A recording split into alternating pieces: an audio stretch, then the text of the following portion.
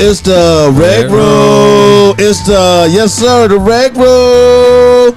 Man, we got a special Friday episode of the Rec Room podcast today. Yes, I really don't know how we put this together.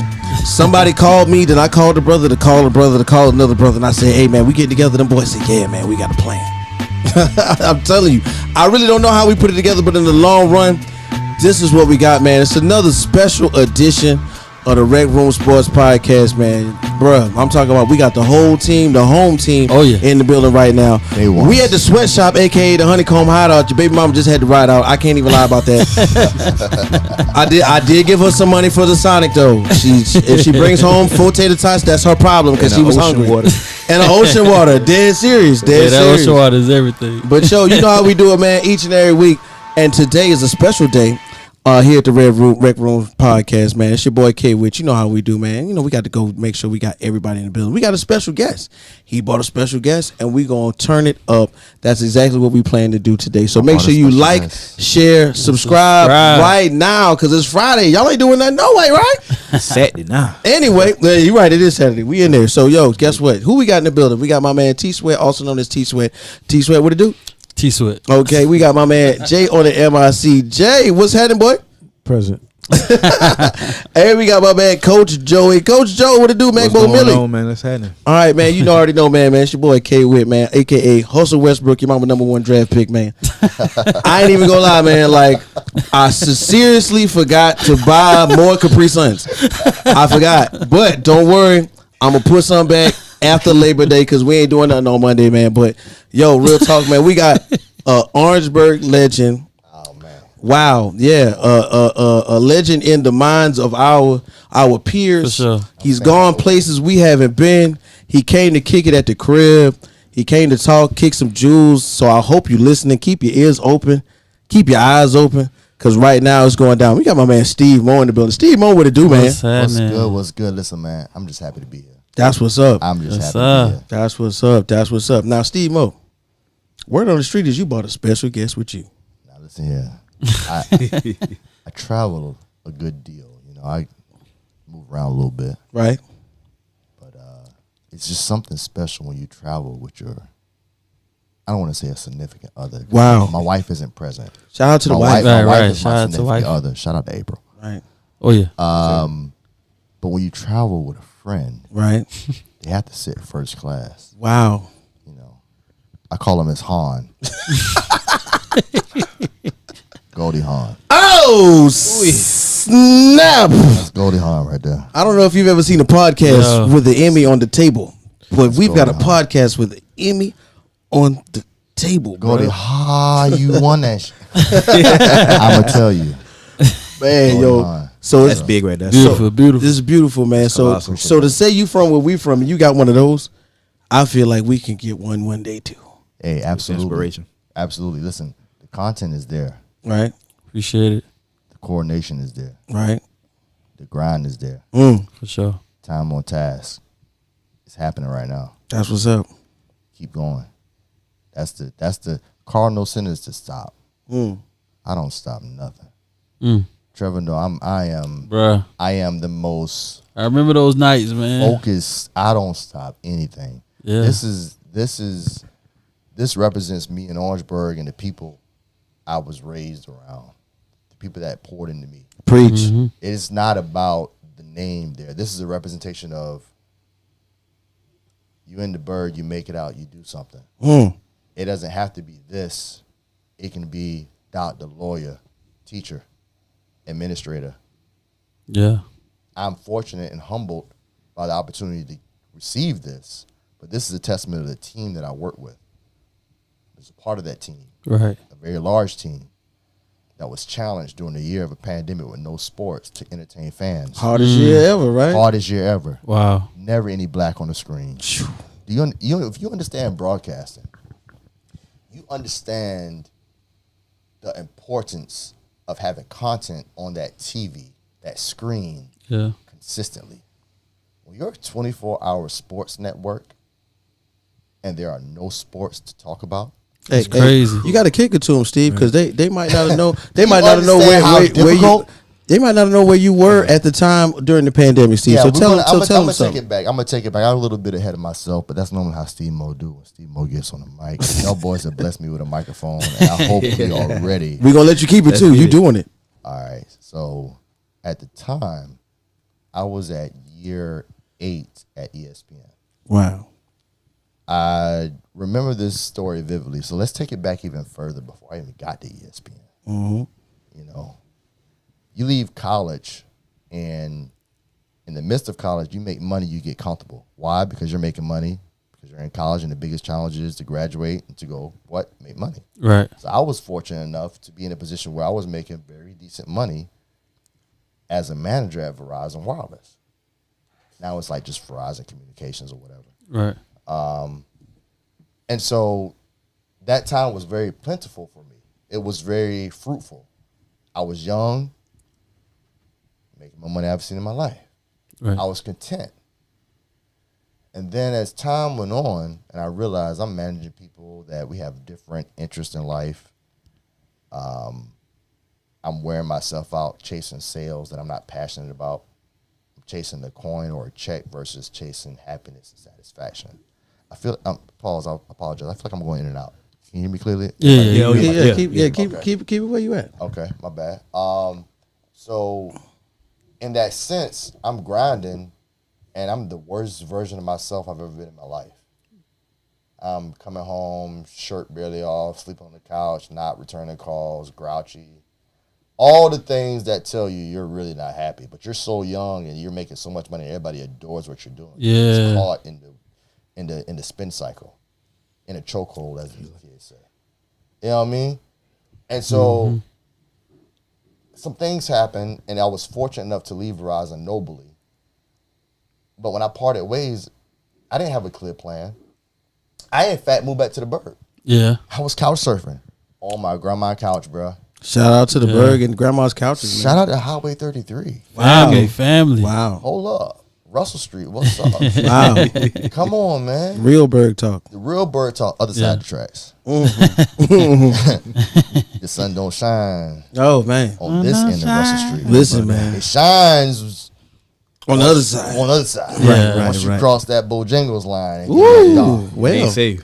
It get a little dark. That's Russell, Coleman, Jameson, all that back there. Right. So, it was unheard of for me to pursue such goals. But a funny thing happened before I left Verizon. It was an arrangement at a conference that allowed me to expose myself to recruiters and talent from the said likes of ESPN, Fox Sports. And this arrangement of talent was at the National Association of Black Journalists Convention, NABJ. Wow. Everybody in the industry knows what NABJ is. I went out there as a senior in college. I made some connections. I was satisfied with those connections. I continued to watch sports. Twitter just became a second-tier version of what it is right now. People were discussing live events.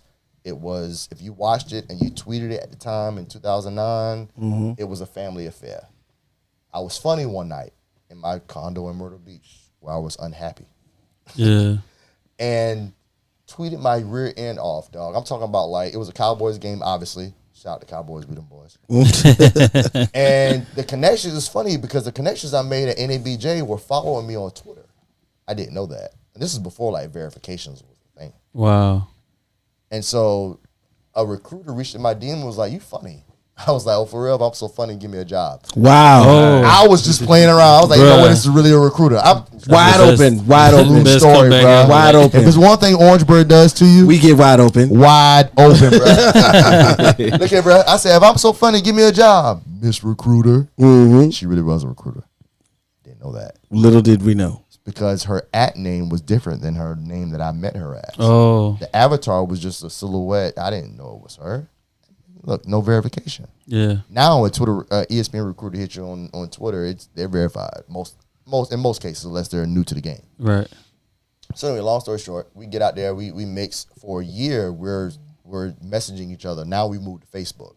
I'm sending her my resume. It was trash. Oh, listen, there's nothing worse Then a trash resume? than your then your senior year resume in college, after you've done some stuff and go back and look at it, you're like, yo, what was that? Yeah. Tell him about it. Tell him about it.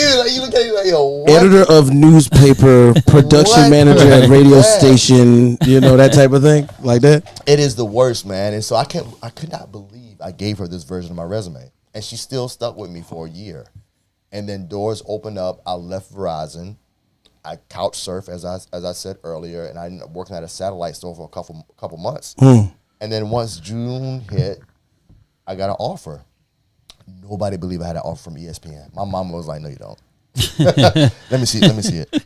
And she still listen. I packed up my whole car and left. Had a party, all that. You guys were there. Yeah. You know what I'm Steve saying? Mo's last Berg Oh, party. it was definitely that. It was lit. On 33 in the shadows.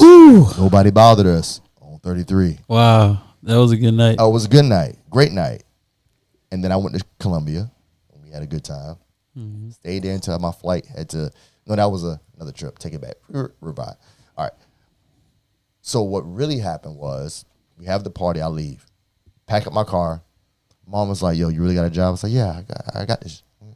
It's legit. Right. She's like, all right, let me send me your let me see your check stuff. I'll believe you then. I was like, okay, Mom, I love you. See you later. Shout out to Mom Dukes. Shout out to man. Mom. 2011. Shout out to Mom. You know what? Because I wouldn't have the ability or the want to without Mom instilling in me that I could be Right. who I want to be. That's Oh, real. yeah. That's real. Like, you got to quiet the naysayers. How do you do that? Something in you had to tell you to just drown them out. Yeah. Out the noise. Yeah, absolutely. Block out the noise. Mom's was like, yo, dog, you say yes, ma'am, no, ma'am, in all situations. You be respectful. You study. You work hard. You can do whatever you want to do. Right. Great words. That's literally Great it. words. So, look, I'm happy to be here. My story is ongoing. We continue to tell it. I'm not trying to consume, but what I am trying to do is drop as many gems. Call me Thanos Jr. out here. Yes, Drop 'em. sir. We dropping them down. Drop them. Right. Well, listen, man. First of all, let me tell you something, Steve. We planned for this about a week ago. We was like, hey, man, Steve coming through. Let's get it tight. Let's get it right. So this is what we going to do first, Steve. Okay, so check this out. You the guest. You bought your guests. We're going to treat you like family because that's how we do here at the Rec Yeah. Room. Because we go where they don't go. Yeah. So now we going to take it to your episodes in life that got you to the point you are right now. You know what I'm saying? Because at the moment, last week, we had a really good show. Right. You know what I'm saying? We went over a lot of things sports-wise. My man Joey got real deep on the fantasy life. Yeah. Because we getting into it like ain't It's about nothing. that time. Right. Draft's coming up, man. I don't know if y'all ready, but It's time. You know I've what I'm been in saying? them mocks. I ain't playing with y'all. Yeah. I'm serious. Like, Right. Mock City. I'm drafting the We're in the league juggernaut. together. I'm ready. We got my man. We had Yes, my sir. man Jay over there. Jay was taking command like normal because that's how we get down. Yeah. You know what I'm saying? And of course, T Sweat was real nice on the ones and twos production wise. That's just how Appreciate it was really extra crispy. You know what I'm saying? So as far as how everything turned out, I think we had a great show last week. Right. But we're trying to make this week way more better than last do week. it. Right. Always. Okay. So now we're gonna get into the nitty gritty. So Steve Mo coming out anti, Yep. coming from the bird, Yep. just like you said, leaving Verizon. Yep. Like, how did it magically seem like it happened to you, or did somehow, somewhere you knew you put into work? Because a lot of people think that these things happen on accident. No, honestly, it wasn't an accident.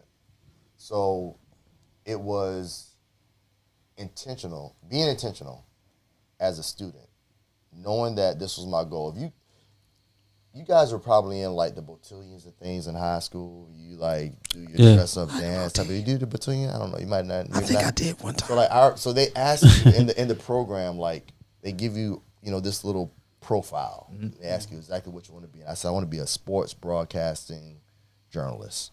I didn't know how I was going to get there, Right. but see, you and I shared Miss Feller's class. We And did. We worked on the school newspaper.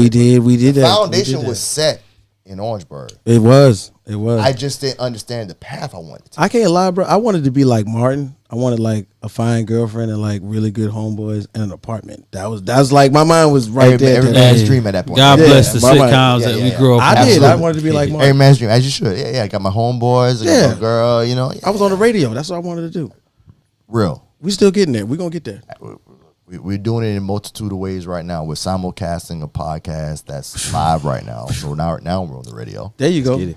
and then we're going to simulcast this thing. Mm-hmm. and it's gonna be a podcast. You can watch it later. Oh, Triple threat. drop one So of like the bombs for the triple threat. Like you were saying, you were setting the foundation at But yeah. at the illustrious Andre Wilkinson High School. Wow. Yes. Yep. And that set the tone. So, what made you take that risk? And Because some people are afraid to take that leap, man. when you was having that moment when you were Yeah. back in Orangeburg, what made you, Honestly, finally man, decide to take that risk? I honestly enjoy doing things that people thought were impossible. Like that was my it. Like to do something that someone would think was unexpected or not possible, or the small mindedness or the doubt, to prove people wrong is really what I thrived off of. I love it. Gotcha. So when I knew what I wanted to be, Right. I didn't know the path. A&T, North Carolina A&T showed me the path. Shout out to A&T. My wild the journalism department. Shout out Aggie Pride. Shout out to Jiho too, because Yo, that's like, hey, Oh, yeah. you've wait been for to this a shit. couple. Vibe. yes. You've been to a Y'all couple. That's a introduced me vibe. I don't know if it's the G-Ho, first but y'all freshman year, man, I had it's a ball. That was It's a like- different vibe. top gonna 3 have- homecomings I've ever been to. It's a different vibe. We crowd surf. wow. You was on the grill too. I was on the grill. Back On the then, deck. you was on the grill. Wow. On the grill. Doing it Steve proper. on the grill. Hey, And man. they didn't even know what we were doing. It was too early for the doing it proper. It was the Until they beginning. tasted the burger. Then it was, oh man, listen. So, it's being okay, being uncomfortable. I ain't know nothing about Greensboro, man. At that point, the furthest I've been was Myrtle Beach in Florida for family vacations. Okay, I'm going to school out of state. Cool. Why I'm going to school out of state? Because I fell in love with the journalism department. Get there, green screen, 3-point HD cameras. Yeah. We got Mac labs. We got things I haven't seen before. Wow. That intrigues you. Oh yeah. And no slight to any other school, in-state or wherever else. It's just, when you fall in love with something, you pursue it. So then, I directed the rest of my scholastic standardized testing towards focusing on A&T. And when I got in, there was Winthrop on the table, other colleges on the table. It was a no-brainer. There was culture. It's further enough from home, but not too far. Built a relationship early on out there. Fortunate enough to move with the ecosystem. Me, Ralph, Andrea, my nucleus of best friends. Right. Shout out to Drea. Forgot I Yeah. It was a out lot there. of Bruins that went there, so that was a nice. lot of- I love that y'all had that, like, have a for rapport real. with people. You know what I'm Yeah, saying? it Build felt, relationships. like home. And Y'all these are was lifelong safe. friends. Yeah. You know? Lifelong friends. y'all I'm was talking like lifelong. every Sunday we having dinner. Wow. Like I'm cooking like my That's grandma, crazy, like neck man. bones and butter beans, bro. That had to be a Watching vibe. football all day, it was a crazy vibe. Everybody knew about 10-10-E. Trust me. I say that name that might resonate to some. 10-10-E was a place to be, man. 10-10-E. Shout out to We it. came down there a couple times, man. Oh, For homecoming. Joe For- knows. when you came out Alpha. Yeah, It was yeah. there, man. Oh, man. Legendary. Shout Shout out to the Some of Ice best Cold times back in the Brothers, day, man. Hey, man. A&T was where it was at. I ain't gonna lie. Hey, shout out to Beta Epsilon, period. Wow. That's how we get down. Look, we got a big game tomorrow. Aggie Eagle Classic. Okay. In the Panther Stadium, Bank of America. So far, I've heard okay. north of 40,000 tickets have been sold. Oh man. So that's a big Man. joint. It's going to be a party tomorrow night. Who y'all Wow. playing? North Carolina Central. Oh, Central? yeah. Oh, Carolina, man. really? Shout out to North my Carolina, fam. really? I got some family that's That's gonna big be a Central good one. fans. Big Central fans. Yeah, back in the day, it used to be A&T and State battle the border. Yeah. Battle of the Oh, Boys. That's when it Yeah, really I know was about that. going down. Yeah, but it's gonna be a good time. So I'm Aggied out, man, and to bring it all full circle, making a strong network, being comfortable in my position, having the network of friends with me, going to those conferences, creating relationships, nurturing those relationships by way of social media, a whole year, staying consistent. Opportunity open up, I ran with it. 10 years Man. later, I got Goldie Hawn. Yes, sir. We need that sound effect, bling, like the light hit it. You know what I'm saying? Okay, And so here at the Rec Room, we always advocate, going to your HBCUs. Please. A&T For is sure. one of the most illustrious colleges, Highest universities. let's Public. let's keep it real. Let's keep it real. Like, cause some people hear about HBCUs and they only can think of Howard. Right. It's so You know, many, like, it's so false. So many. you gotta understand, for years, the illustrious Howard University, Yeah. all respect. And yeah, and that's all respect. Especially Greek. But no, Especially the but Greek world. well, especially that. Especially but, Greek life. But there's even more to it. You gotta understand, Right. they were the it for their time window, but they Very were much. able to market it in a way where people didn't understand the importance of that. Mm. Howard was everywhere, every sitcom. Howard. Like a cornerstone. Absolutely. for Different just world. Visually, yeah. DC helps, but it's beyond that. It's Right. it's what they stand on, and respect to them. But once the other HBCUs really understood the importance of marketing, we'll get into this later. But the importance of being able to license out your name for shows to view your logos, to do that, understand the importance of that allows you to be.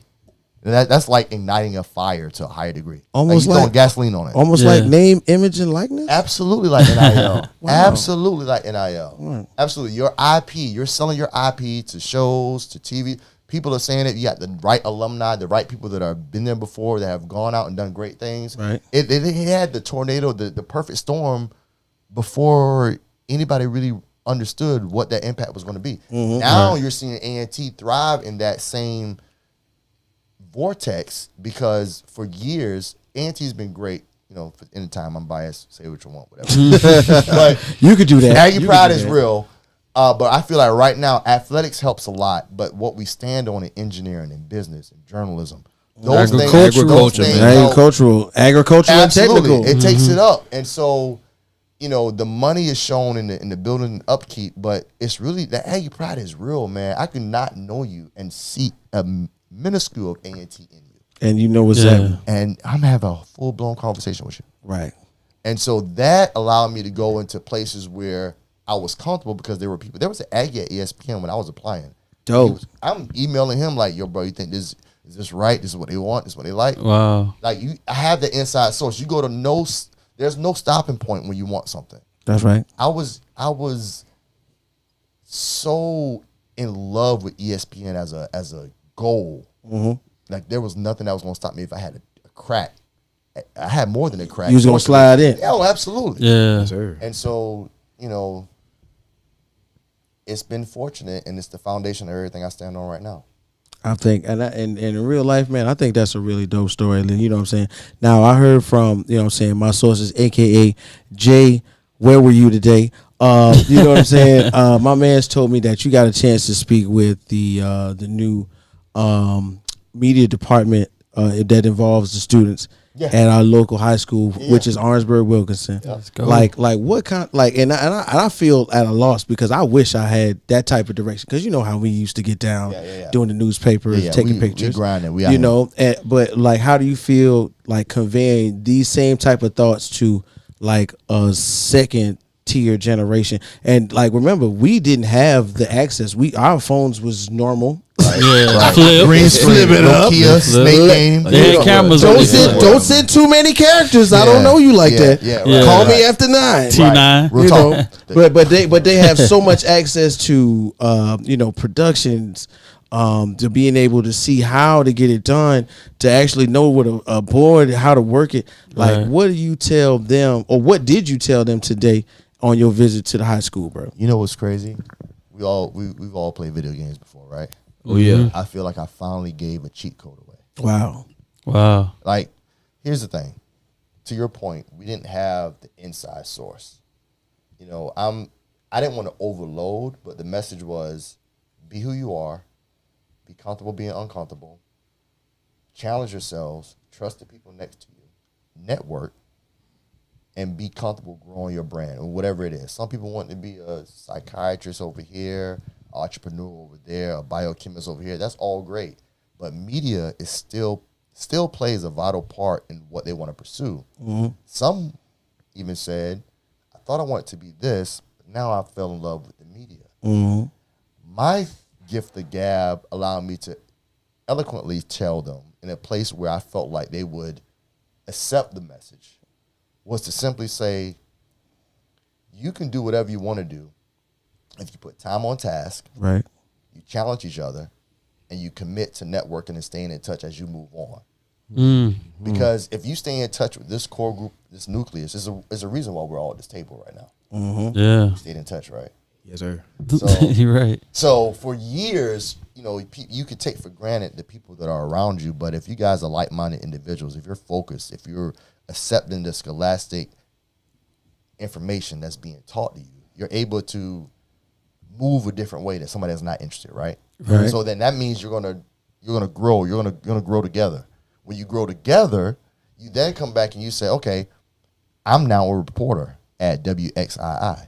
I'm now a reporter at WIS. I'm now a producer at ESPN.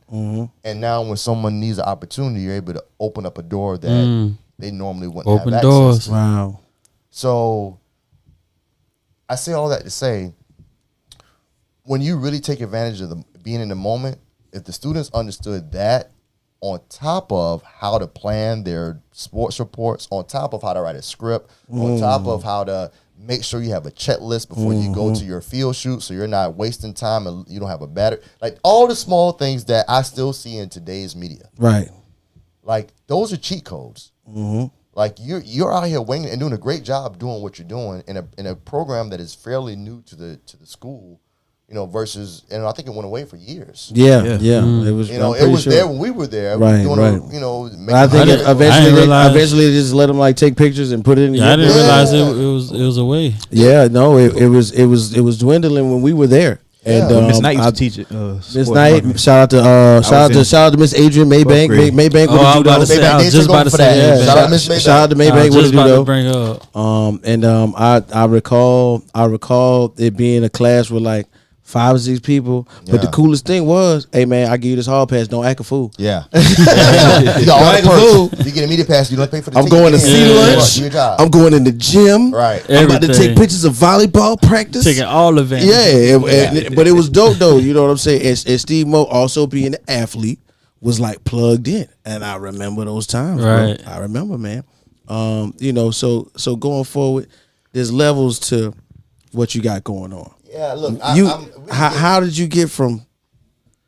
You know what I'm saying? Because we'll get to it, but you want to. I hear you. I still don't feel that though. There's so much work to be done. Right. Like This object between you and Jay says a whole lot, sir. and you know there's a lot of SESU in this object. There's a lot of HBCU in this object. That's what's there's up. There's a lot of representation of the Berg from that particular year. Right. In this object. In this trophy that I'm so appreciative for. But it's, man, listen, when you get an opportunity, you run. It's like somebody passing you a baton in a pin relay. You just running for the finish line. Like you see it, you feel it, and you know the end is coming near, and you're kicking everybody's butt. So if you were told you're not supposed to do something, if you were told, you know, there's not really a life outside of Orangeburg, if you've been told that, you know, as a black man, you're most likely going to be either dead or in jail, or Wow. you know, if you've seen that, Wow. even in loose conversations outside of the mainstream media, because not pointing the finger there, but just that's the chat on the street, right? You think to yourself like, okay, what's going to really make me feel accomplished, doing everything they said I can't. So when you get in that moment, you work really hard. I lost a lot of people early on from 2011 until probably like 2014. Right. I went to Connecticut and I zoned out. Like I probably didn't come home until like 10 months in. You know what I mean? But it's like, I'm here. This is what I've worked for. You put your feet in I had to put myself. put your feet in there. Oh, understand the pay cut too now. Let me tell you something. Hey, Hey. that's what I was about to ask you. So when you started with ESPN, what was your very first job? I was a production assistant, bro. Because I remember watching Sports Center one night. I didn't interrupt you real quick, but I was watching Sports Center like maybe 10 o'clock at night, right? And I see them cut back to, I guess, the production team that's Oh showing yeah, they showed through the glass clips and making like, the clips. I'm assuming. Yeah. And I see Steve Moore. I said, "Oh my god, Oh my God! that's my dog." Look at my dog. That's That was hilarious. crazy. I've gotten that at least like I can count how many times I've gotten a call like that. But it's you kind of forget that camera's there. Yeah. Production assistant is everything under the sun. Spinning the wheel on a teleprompter, to cutting highlights for Sports Center, to logging games, to working in the videotape library, to scrubbing. You remember ESPN Everywhere? That was a thing. Like you can go on your phone. ESPN Everywhere was like they replayed baseball games. And it was additional. It's basically what ESPN Plus is. Just it's more developed now. Right. So I used to sit in there at like 2 o'clock in the morning, and every time they showed baseball, I would press a button, and that button would scribble the screen because our rights didn't allow us to re-air baseball. And I couldn't go to sleep. You had to stay awake. because ESPN Everywhere replayed content. Yeah. And every time baseball was shown, you had to scrub it. Oh. In a basement, and I'm eating carrots out of a Ziploc bag. But this is what I wanted. It's working hard. Yeah. This is there was nothing else. So there was a time period where you first got hired at ESPN to where you essentially were working under like a 7-month contract. You know, it's a process. It's nothing like that now. Like the process is way better.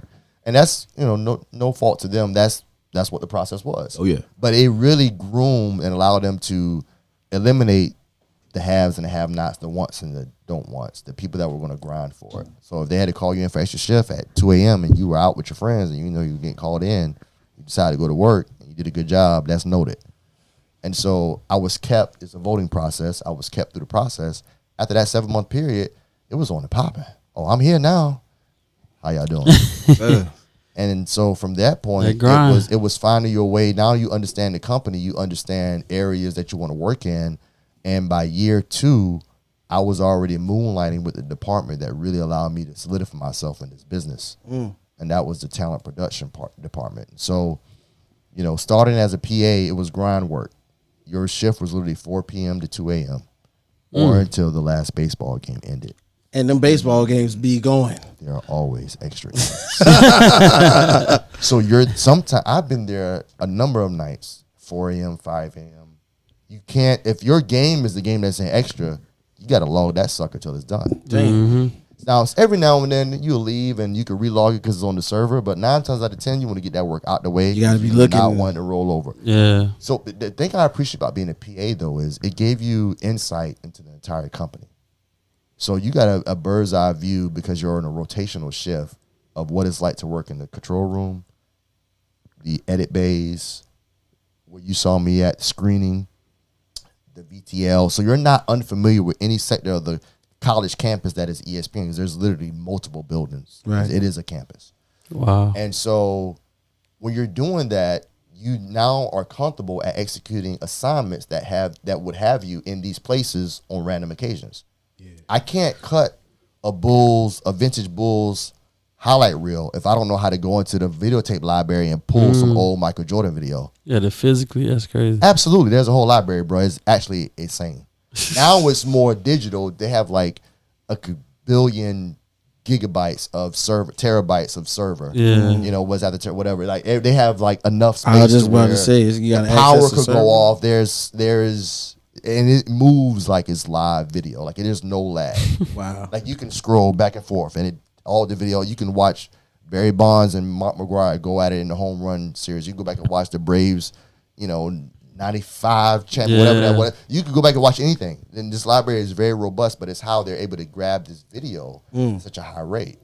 So I'm not going to give away too much of their intellectual property, but I'm going to say it's a well-oiled machine for how they nurture the lifers. What they want you to be a lifer. Right. I mean, it's quiet as kept. Things a little different, I'll probably be a lifer. But you find your goals and stuff changes. You still kind of a lifer. You still got all the knowledge. Though. Absolutely, I'm with them for life. That's my family. That's word. That's word. Like, you know what?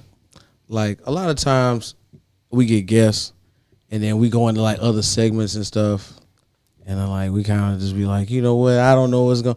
Like Joe, you know what's gonna happen next, man? I really don't. And the funny, snap. Yo, Steve Mo. What is this? So, Steve. So Sweat, you gotta tell him. Jay, you gotta tell him. You gotta tell him, Jay. I hate this music, y'all. Tell him. Wait a minute. Yo, Steve Mo, guess what? But I do like the segment. This is my favorite joint right here, son. Like, real talk. Okay, so this is what we call the uphill battle on the show, right? Okay, we're gonna talk about 3 teams that going into the season, whichever season it is. Right now, we're gonna talk about football, right? And we're gonna discuss what they look like going into. And guess what? We got 3, one of which, word on the street, is one of your teams. Hello. So we're gonna talk about got one. So. Oh, you only got okay. I mean, so first off, shout out to Big Body, one of our subscribers. Make sure you like, share, and subscribe, everybody. Hey. We're gonna talk about the 49ers. We're gonna talk about the Las. No, that's not you. That's not my team. We're gonna talk about the Las Vegas Raiders. And guess what? How about them? The Dallas Cowboys, ladies and gentlemen. We're going to talk about them. So we got 3 teams in mind, and you know how we do. So last season, the 49ers finished 10-7, right? Yep. Okay. Yes, in the playoffs. The Raiders 10-7. Okay, and your boys, shout out to Jerry Jones. Jerry Jones, my good buddy. Okay, 12-5. And they won a Right, division. and they won a division. Yep. Right, and it's a lot of changes. It's a lot of moving parts. A lot of moving parts this season. Yep. We all kind of saw it. We saw the marionette dance where it was like Devontae Adams here, Devontae Adams there. That now he's in Las Vegas. You know what I'm saying? We saw, you know what I'm saying, my man Debo, shout out to Debo Samuels. We saw him not come to camp. We saw him come to camp. He got the check. Yep. You know what I'm saying? And then now, you know what I'm saying, one of the largest parts about, you know what I'm saying, the boys is, you know, is Zeke coming back? Is Marcus Pollard going to, you know, share the carries? Is Dak Tony going to, Pollard. you know, Tony Pollard? I got you. Is he, I said Marcus Pollard. What, Yeah, was yeah. that basketball, right? Yeah, no, you think about my boy for the Ravens, Marcus DB. Peters. Peters. Yeah. There we Might go. be crossing him. Might be crossing him. There we That's go. all right. So in the Pollard, essence, Peters, it's so much going on right now. We like to normally decipher between the four of us, and now we're gonna throw you in the mix. Okay. Who's gonna have the hardest hill to climb to reach the peak, like climbing up a mountaintop? Because I don't know you. Well, you'll see it. You know what I'm saying? If who's gonna reach to who had the hardest work to get to the top of the mountain? Well, I'm gonna be a realistic Cowboys fan for a second Okay. because I understand what our schedule is. We don't make the schedules; we just play them.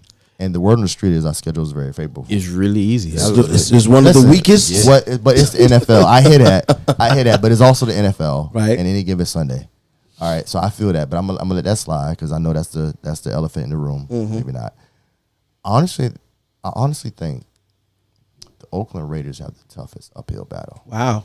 in the toughest division. Wow. The toughest By division far, by too. far. Come on, It was man. the NFC West last year, but the AFC West loaded up. Every come team on, got man. better. It's a quarterback-driven league. Darn near. Every team has one. Kick it to him, Joe. Tell him about them Rams. we talking about the other guys. Y'all gonna see them on the season I know opener you- though. I know you September wasn't talking 8th about season opener. Y'all gonna see You us want against to talk Buffalo. about Loki? You ready to go in? You ready to go in? Did you see 99? Yeah, Did you yeah. see 5? We ready to repeat? You ready yes, to sir. go? Nah, We I I ready know to they were go. gonna run it back. Nah. So Sweat, you know what I'm saying? You friends with one of our biggest subscribers. Big You know what I'm Body. saying? Shout out to Big Body. You know what I'm saying? They locked in Debo. They're changing quarterbacks right now. What do you think about the 49ers? I think my first outlook on it was because Jimmy G brought him to the NFC Championship And the Super Bowl. and the Super Bowl. And the Super Bowl, man. So it's like Forget about that. right. So it's like, do you want? I feel when I first started talking about it, I was like, do you want a flashy quarterback that sells tickets That boy flashy now. that doesn't make it to that NFC Championship, or Right. do you want a quarterback that's just like kind of proven pacing already. through? He might have one or two plays that you don't A agree game with. manager. Yeah, type right. quarterback, not a elite Right. level So type I quarterback. feel like they might be jumping the gun a little bit, but at the same time, I'm seeing them progress and stuff. So maybe Shanahan got a plan with it, and it is gonna work. Okay. So I'm excited to see it. Okay. Well, they did sign Garoppolo back to a backup. Yeah, deal, you know that- what I'm now saying? that's- for an insurance That plan. flipped it. Because I think they're not too sure on this Trey Lance. The, thing. the highest paid backup, right? Yeah, he's the highest paid. No. He's the highest paid backup They right don't now. want him in Seattle. Yeah, that's two. That too. They was like, we're not just gonna give it to you for free because Seattle wasn't about to trade for him. You ain't, Yeah. no. Geno Smith gonna argue about that. Just I in feel case Trey that. Lance does. and he showed up, but they don't want They him don't in want Seattle. him. Yeah. Can't Just give in- a guy some vengeance in the same division. You are asking for an ass cutting twice a year. Yeah. Now, You know your whole offense. Yeah. All right, come Yeah, on. yeah, Come right, on. yeah, It's, right. It's different. It's different. Now, okay, we're going to get into that later. You know what I'm saying? We got Jay at the table. Jay knows a little bit about the transactions that took place with Las Vegas. Let's talk. We got Devontae playing with his homie, his best friend, college roommate. You know what I'm saying? Does that seem like the not the straw that broke the camel's back necessarily, but the thing to put them over the hump this year, or is it just going to be another Raiders, 10, 12 win season? Nothing happened. In what division? Think about it. It's A lot of points are gonna be scored. Yeah, Lot it's of a killer points. division, bro. So you're gonna need a defense. Yeah. Wow, see, look at that. I See, like it. that's Raiders why we defense got. all right now. They- That's I why we like go. them. to They that's went why and we picked go. up Chandler Jones from Arizona. Chandler Jones. Right. Pair with Right. Max Crosby. They just Yeah. paid him. Yeah, Crosby was dope. So they Yeah, got two defensive Two guys that get bookends. after the quarterback. So that it lies on what they can produce right now. If the defense can you talking about every other team in that division and some. Can you stop these teams consistently? stopping more offense. I don't think there's a quarterback in that division you can stop. Everybody has. You got to put the brakes on him a little bit. Everybody got a good quarterback. You got to slow him down. Almost. Yeah. Because Herbert, I'm about to say Herbert you run through it. To that yeah, level you got to run through it. Yeah, he was unbelievable. Herbert, Russell. I think it comes down to like who can slow them down the most, but it's going to come down to which offense has that chemistry. And when I look at the Raiders, dog, these boys ate ramen noodles together, bro.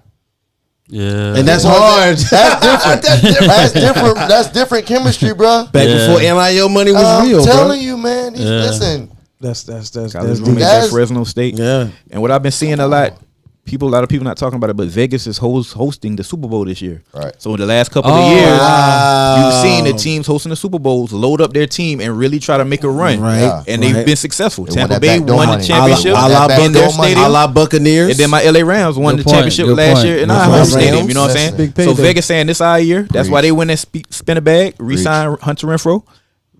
Traded for Devontae Adams, gave him a bag. Yeah. You know, you got Waller there. Preach. Paid Derek Carr, so you solidified your offense, getting the pieces together. You went and got Chandler Jones, added another piece with Max Crosby on the defense to get after the quarterbacks, i.e. Mahomes. And then, you know, Russell Wilson got traded there. Right. So now you're trying to compete. You got all the pieces there. It's going to be a lot of pressure, but I think they make a wild card. I think they get a wild card. Play the Chiefs tough. Yeah. Always play the Chiefs tough. And that's the team that's like the wild card that can either run away with it or be in the minutia of the entire division. Yeah. I feel like the Chiefs, they lost a key piece with Hill. Oh my God. And I feel like they have the worst defense in the division. I feel that. So it's gonna be a fun division to watch. So it comes to the shoulders of that said quarterback. Yeah. Who's gonna stand out from the pack? He got some weapons though. I like the Juju pickup. Scott Moore draft. MVS. My thing is, I feel like we doing it, y'all. We doing it. See. All right, it's gonna be good. So check this out. We gonna put a bow on this, right? Yeah. So it sounds like this is me. Yeah. It sounds like the Raiders have the least part of a mountain to climb, right? We ain't talk about the Cowboys. But why? Because we gonna get there. That we just gonna put the Raiders on and we gonna put the Raiders here, right? Now the idea would be, and Steve Mo, you could vouch on this. Is it more so the idea that Trey Lance has more to work with, or Dak is going to have more work to do this coming season though? Because I mean Dak got the bag. No, actually Dak got the bag.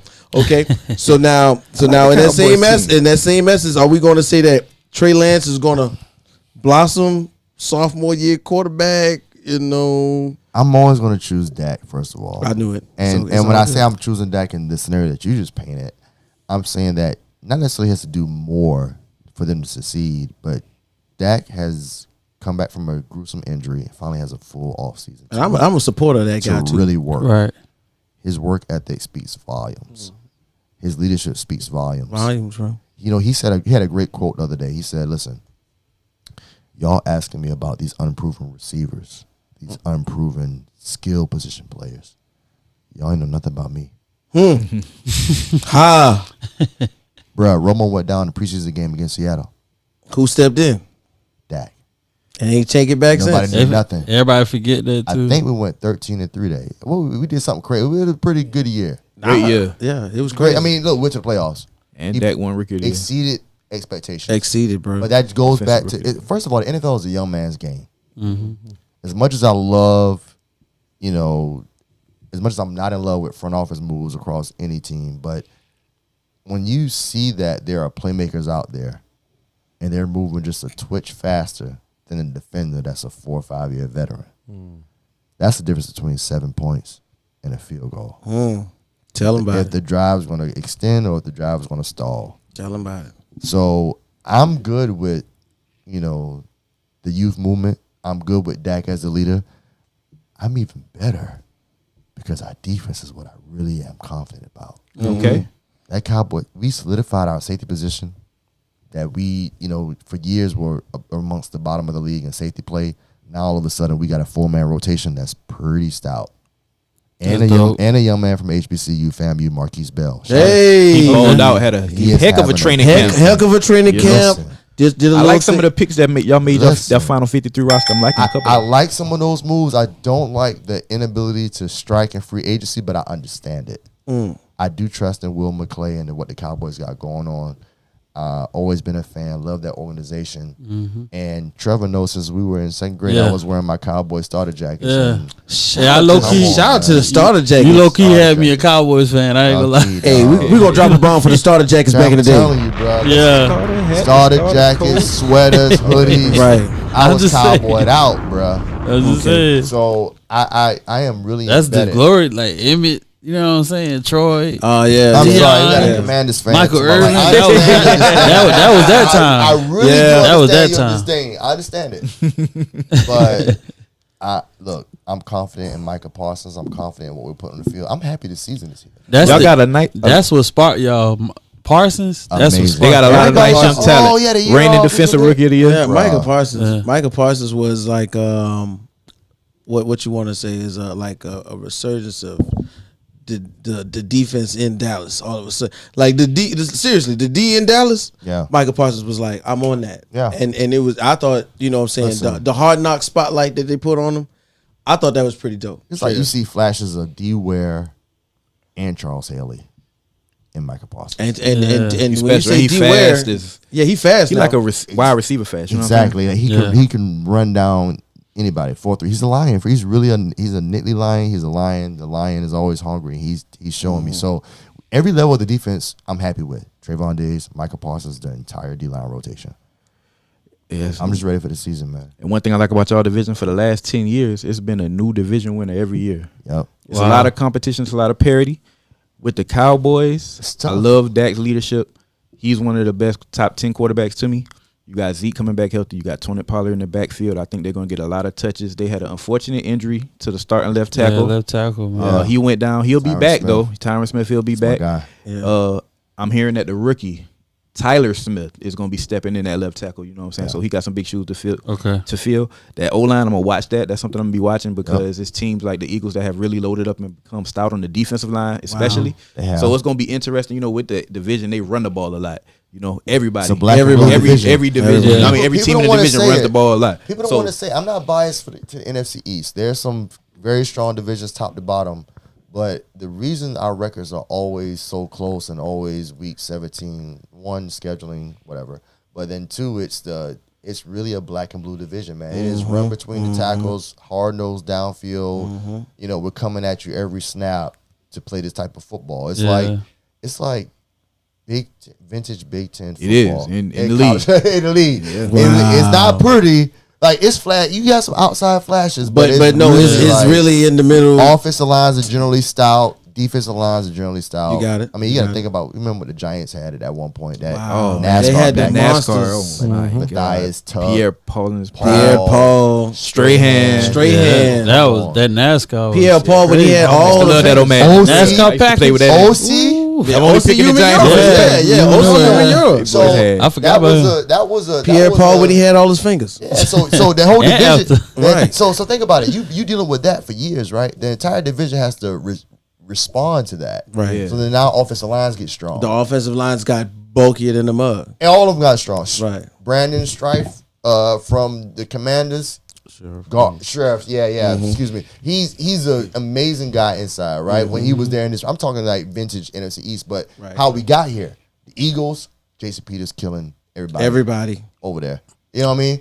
Come on. Then you solidify yourself. So it's a reflection of what a team was once strong at. And then things shift, right? Attributes, creative players, everything shifts. Right. But I'm still going to always ride my boys because how about them? Y'all got a good chance. Y'all won last year. Y'all got a good chance. High-powered offense last year. Lost Amari Cooper, but CeeDee Lamb steps into that number one wide receiver role. I think he will fill those shoes. You know, he wears 88 for a reason.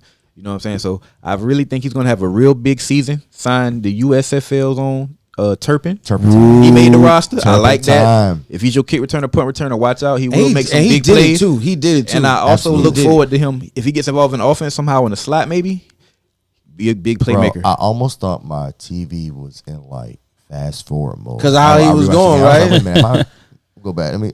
Oh no, that's. But real did time. you see the tweet? Yeah, you see when the he tweet? when he called himself, he was He like, was "Yo, like, bro, if they give me the ball."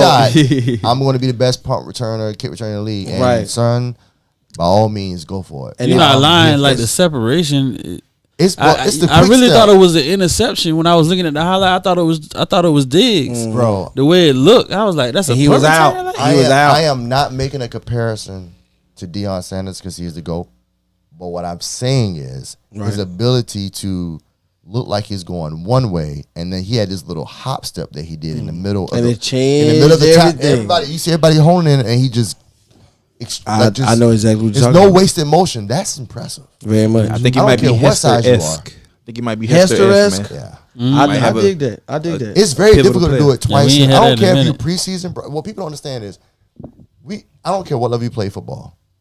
Special teams, it takes a unique set of abilities to take a kick or return to the house. Yeah, Because you're looking up at the ball, you have a split second to get your vision, and then react and move. It's almost like you're in a rat race every time. Yeah. You know what I mean? So to do that twice in a game, preseason or not, is very difficult. Right. And to make it look very easy, It's I tough. haven't been this excited for that specific spot on the team in a very long time. Wow. So I'm happy for him. that's dope. So- Turpentine. So where we gonna put him at? And Steve Mo as our special guest. Let's put him in order for everybody watching. Okay. So we got Las Vegas, got Dallas, we got San Francisco. Who you gonna put at the top? Who you gonna put at the bottom? And don't be biased or be a homer. You can be real with us. We love you. Now, Okay? now, we now, got it. now, reciprocate it. Now, same. So what you're saying is, who has the toughest trajectory for next year? Yeah. Who's got the harder hill to climb? Who's already closer to the top? Okay. So like it's kind of like going from 1 to 3. The Three one being the lowest. one definitely the Las Vegas Raiders. I like that one. They have I the like toughest hill to climb. that one. I like that one. I can't. So here's the thing about San Fran. It's okay. I understand that they took us out of the playoffs last year. A different team every year is different, right? It depends on how they approach the season. Because I'm uncertain of how they're gonna move. It's gonna be an interesting season. Yeah, so know what I don't. Are They gonna almost change make the offense it to cater to tougher for Trey Lance? themselves. Yeah. Are they gonna run heavy even more with him? It's They really gonna open the playbook up. I really see Kyle Shanahan like open up like Pandora's box and going, yeah, y'all thought we was going crazy with the screens, Right. and whatnot last year. But Now I'm gonna come at you now, with the deep side of the playbook. now we about to, and it almost reminds me of what. And shout out to Jay. It almost reminds me of what I would think that the Washington Commanders had did when they had got RG3. Yeah. It was a lot of option stuff. Yeah. You know, the things Wishbone. that made Looks like a wishbone, lot but of it's stuff not that wishbone. made him good. Yeah. So I say all that to say Dallas still had the toughest uphill battle over San Fran. Only because we lost Tyron Smith. And That's that, big. and that offensive The line cornerstone is offensive going to line. be. Yeah. Listen, I like Tyler Smith a lot. I loved him as a guard. I like him as a left tackle. Right. Only because I haven't seen him as a left tackle, as a fan. Mm-hmm. Other than practice reps, the few that he's gotten.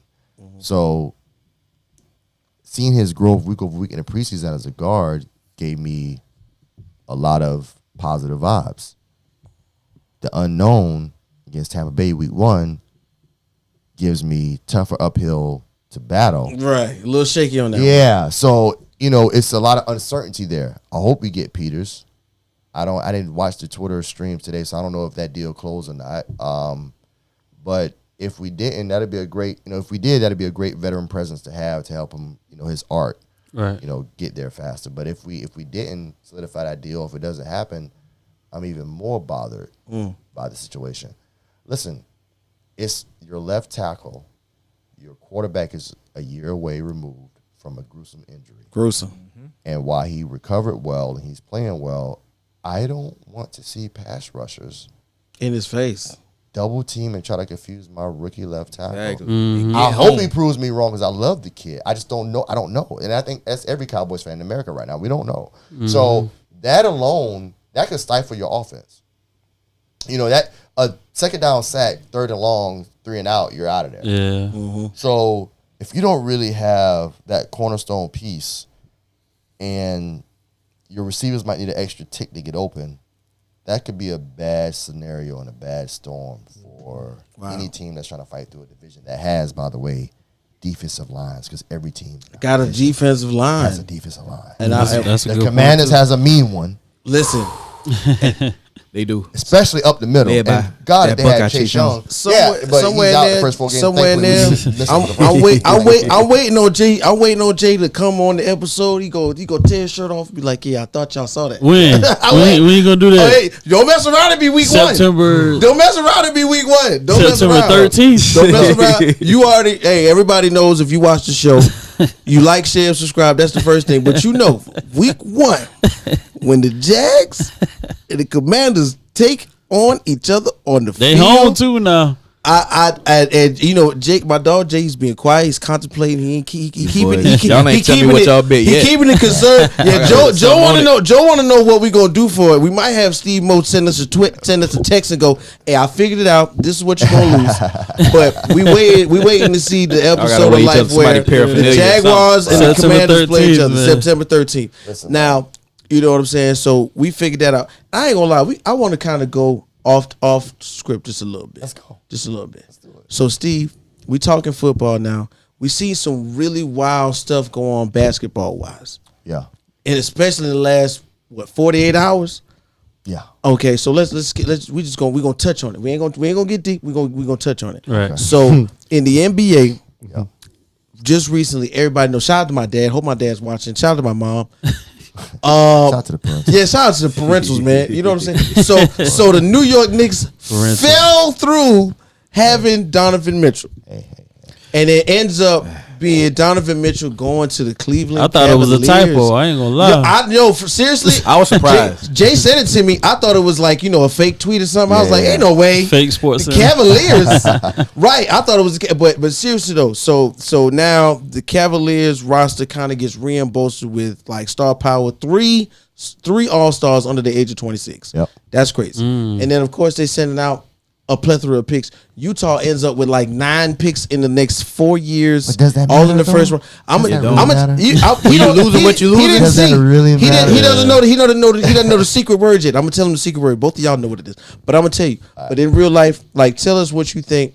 The Eastern Conference wise, we got to deal with. Think about the top of the Eastern Conference right now. We thinking. Let's start from the Boston. top. Boston, duh. Shout out Miami. to Miami, Milwaukee. Yeah, Yeah. Philly. Yeah. And then you gonna throw Cleveland in 5? Absolutely.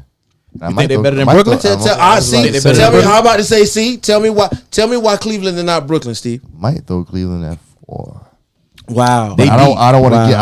I don't want to put. I'm not. My word here is only what it is. But I'm not putting no pressure on anybody. But I'm just looking at it from a fan perspective and a casual fan of the NBA. Let me be clear. I'm a casual NBA fan. But you know a little something. Man.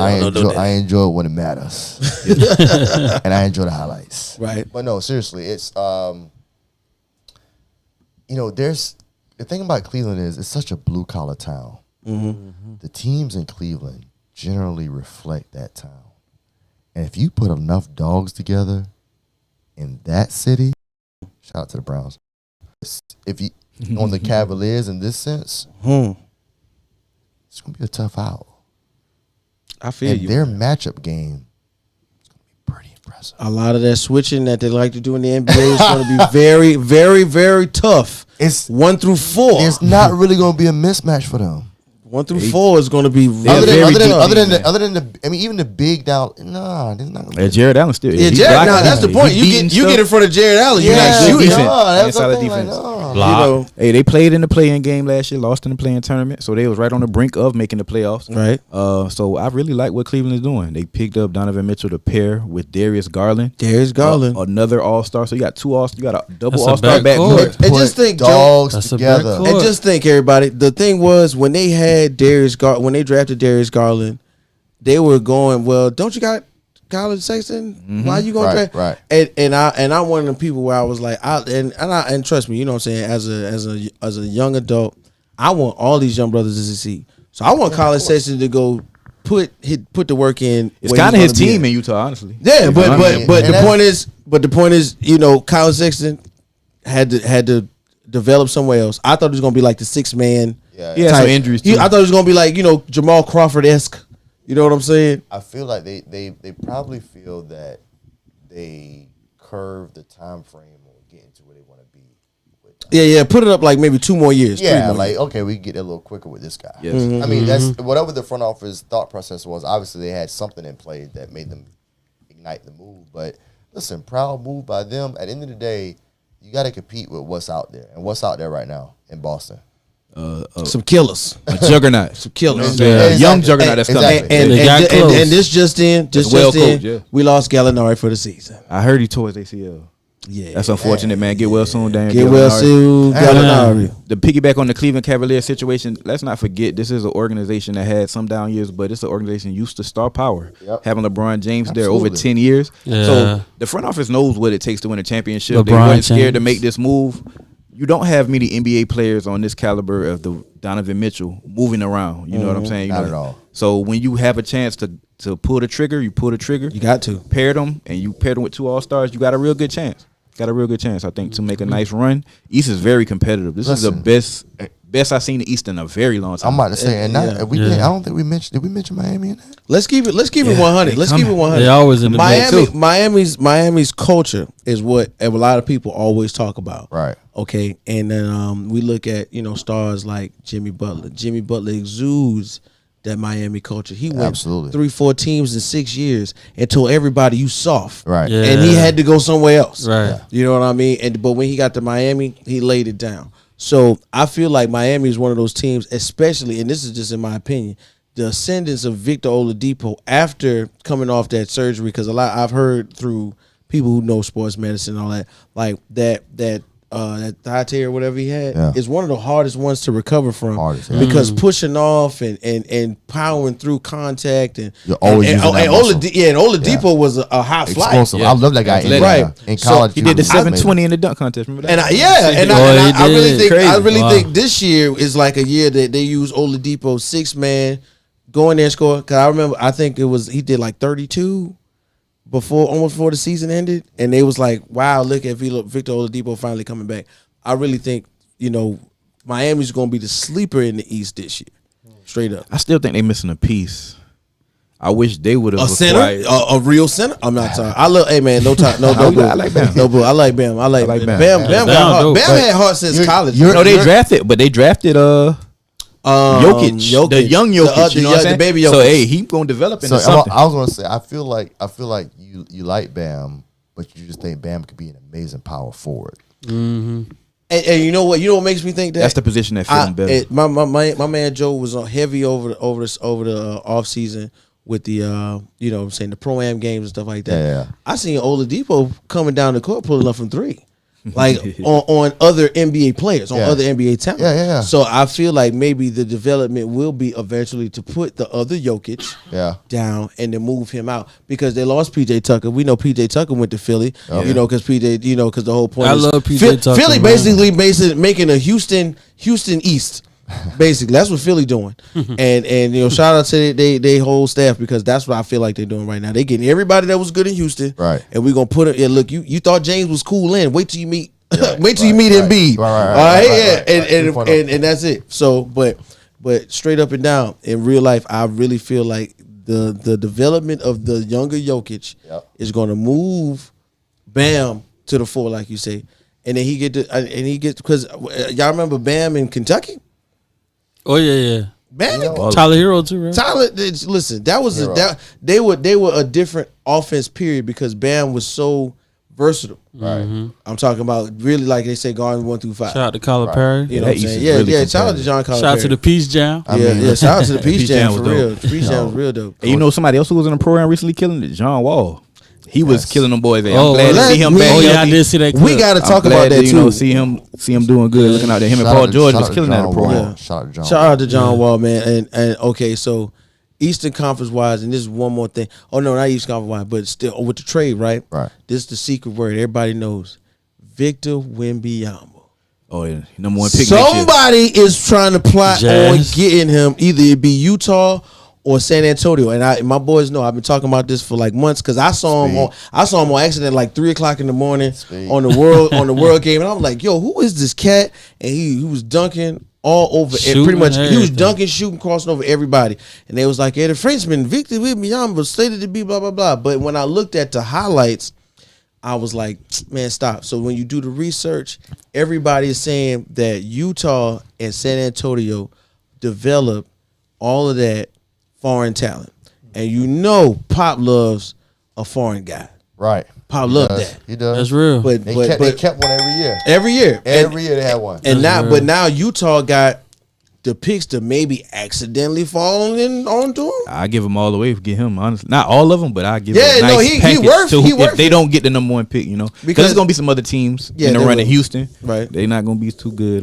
That's probably why the Orlando Jazz probably did not it. gonna be too good. It makes sense now. So it's gonna be some teams in the running. That was the whole point. And then of course you still got to remember OKC still got like 9 first rounders in the next 2 Listen, years. They got it. Right. Right. They- just At least I think it's But either again, 7 or I 9. hate Chet As got I- hurt, man. As He got I hurt too. said earlier, with the lottery in place, does it really matter? Yeah, the new lottery, no, it really don't. If you just don't know. Yeah. You don't know. Listen, I get it. It sounds good if it was the NFL. It's not NFL. And even in this year's draft, the surprise picks from Orlando kind of taking the back end and kind of switching around with OKC because everybody didn't think. Nobody thought Orlando was going to pick Buddy. Nobody thought that. I did. Paulo from Duke. I mean, saw well, that- you saw that one yeah. coming? I called Paulo it. Blanchero. I was like, they go get Paulo him. Blanchero was everybody 'Cause was you're a Duke going fan? second or third. Yeah. He's like, Everybody was going he's the maybe missing second or piece. third, but He's still, the Blue yeah, Devil. yeah, but still, yeah, He had a it did Tar Heel happen. last. He's the Blue Devil now. No. Make him Cameron balanced. Indoor, baby. So Not at all. so in the long run, I think we all excited for the upcoming not just the NFL season, but the NBA season. Yes, sir. And with It's- the Utah Jazz rebuilding, that's a perfect. They're gonna lose their playoff spot. I don't think they make the playoffs next year. And I think they gonna do it on the purpose. Lakers go ahead and that's our playoff spot right there. that's the eighth joint. That's nah, we ain't gonna be no 8. Oh, 6. Be like about 4, Man. 5. We could throw into that too, Steve. Listen, So listen. Steve, Ham about to get us right now. Ham about to have us playing some defense. talk I about like Ham. Pat Bev going to LA. okay. Listen, let me tell you something. First of all, this might be the most NBA I'm going to watch since like 96, 97. Okay. I'm gonna take it. Hold me accountable. I'm gonna take it upon myself to watch early NBA. Normally not that guy. Yeah. Pat Bev to LA, to answer your question. It's gonna be interesting to see how they actually rotate on defense with him. Here's why I say that. Casual NBA fan. Casual. I feel like sometimes, although the NBA doesn't play defense, there's a little bit of ego to who's defending who.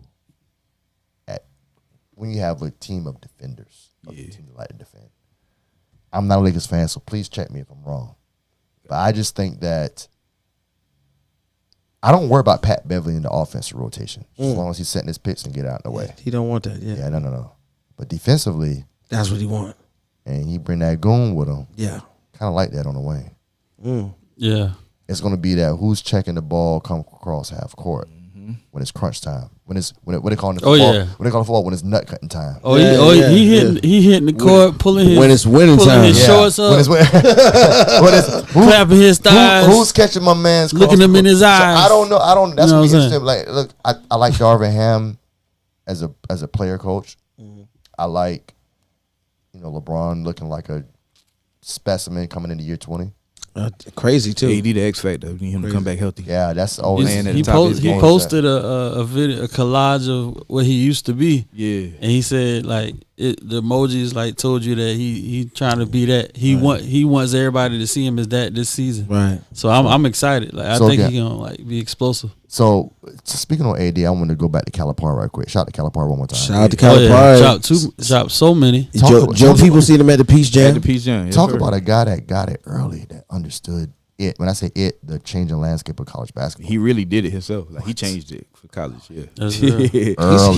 He saw how it was going with Marcus Camby. I was but we gonna say ain't that's talk about my that. guy. He understood it early. He also saw the vision of NIL before NIL was a common household terminology. Wow. And he understood what it was to, and from a standpoint of understanding that players should be getting paid for who they are, because he was getting big time recruits, and all he could do was barely give them a bagel with peanut butter on it at certain times of the day. Wow. And I mean, like, college was different when he was recruiting. Like, he had Right. stacked rosters. Yeah. Like, Right. stacked rosters. Crazy. Even back to UMass. Yeah. Stacked rosters. Think about the star quality of like a John Wall and DeMarcus Cousins. Right. And Right. back then. So now make a lot of sense. now you get NIL deals in the bluegrass state. Come here, boy. That's a basketball school, as they say. And they got some good football players come out of there. Right. It's a basketball. It's a basketball school. Right. And Yes, sir. I'm actually very interested in what they look like in about another.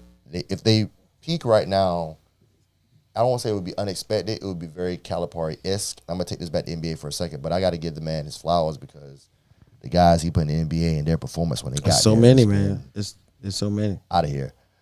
And so with that said, it's they can do well this year, but that next year, 3 years into NIL in Kentucky, good night. And that's word from my man Steve Moe. You know what I'm saying? Now, we covered football, we covered basketball. Now, I don't know if you know Steve Moe, but one of the things that we do here is here at the Rec Room, we go where they don't go. Yes, sir. I like that. All right. So, like, in essence, we have not been to the racetrack yet. Okay. Oh man. So like in reality, let's keep it funky. Let's keep it funky now. Gotta Like come to the drag strip. now, I've been there. I've having been. had worked with a living legend like the Dunk Master Sage. Shout out My to Sage guy. Thomas from Shout out. Orangeburg, South Carolina. Shout out to Yes, the sir. entire Okay. Thomas family. Shout out to the Yes. entire Thomas My family. boy, Yeah. Ruchi Listen. get your coochie. All day. I always wanted to say that. All I always day. wanted to say that. All had day. in Brett. Right. Yeah. Get But your waves right. right. Yeah, You know oh, what I'm yeah. saying? Let's go, Lagos. Yeah, Yeah, they go like Go, the wave. The Yo, one and only. I don't got the wave cap because it don't work for me no more. But I see that joint. Same. Yeah, I'm me and Steve in the same joint. Yeah, Me, yeah. 1, 2, 3, we here. Yeah, yeah. But the whole thing Got a is bald like heads right now. Ball head game. Ball head game. Pep boys. it's not funny, Joe. Yeah, I'm saying me and Sweat in the minority. Relax. I ain't know. It's not funny, Joe, because you got braced. All right, so in real life, like, tell us about like the energy at the racetrack with the Dunk Master, the Skittle Pack going through the crowd. And the NDRA. Oh my God! NDRA. Like, I'm gonna tell you Only way. real quick. One time I was at work in Orangeburg at my job. Don't worry about where I work at. It doesn't matter. Right?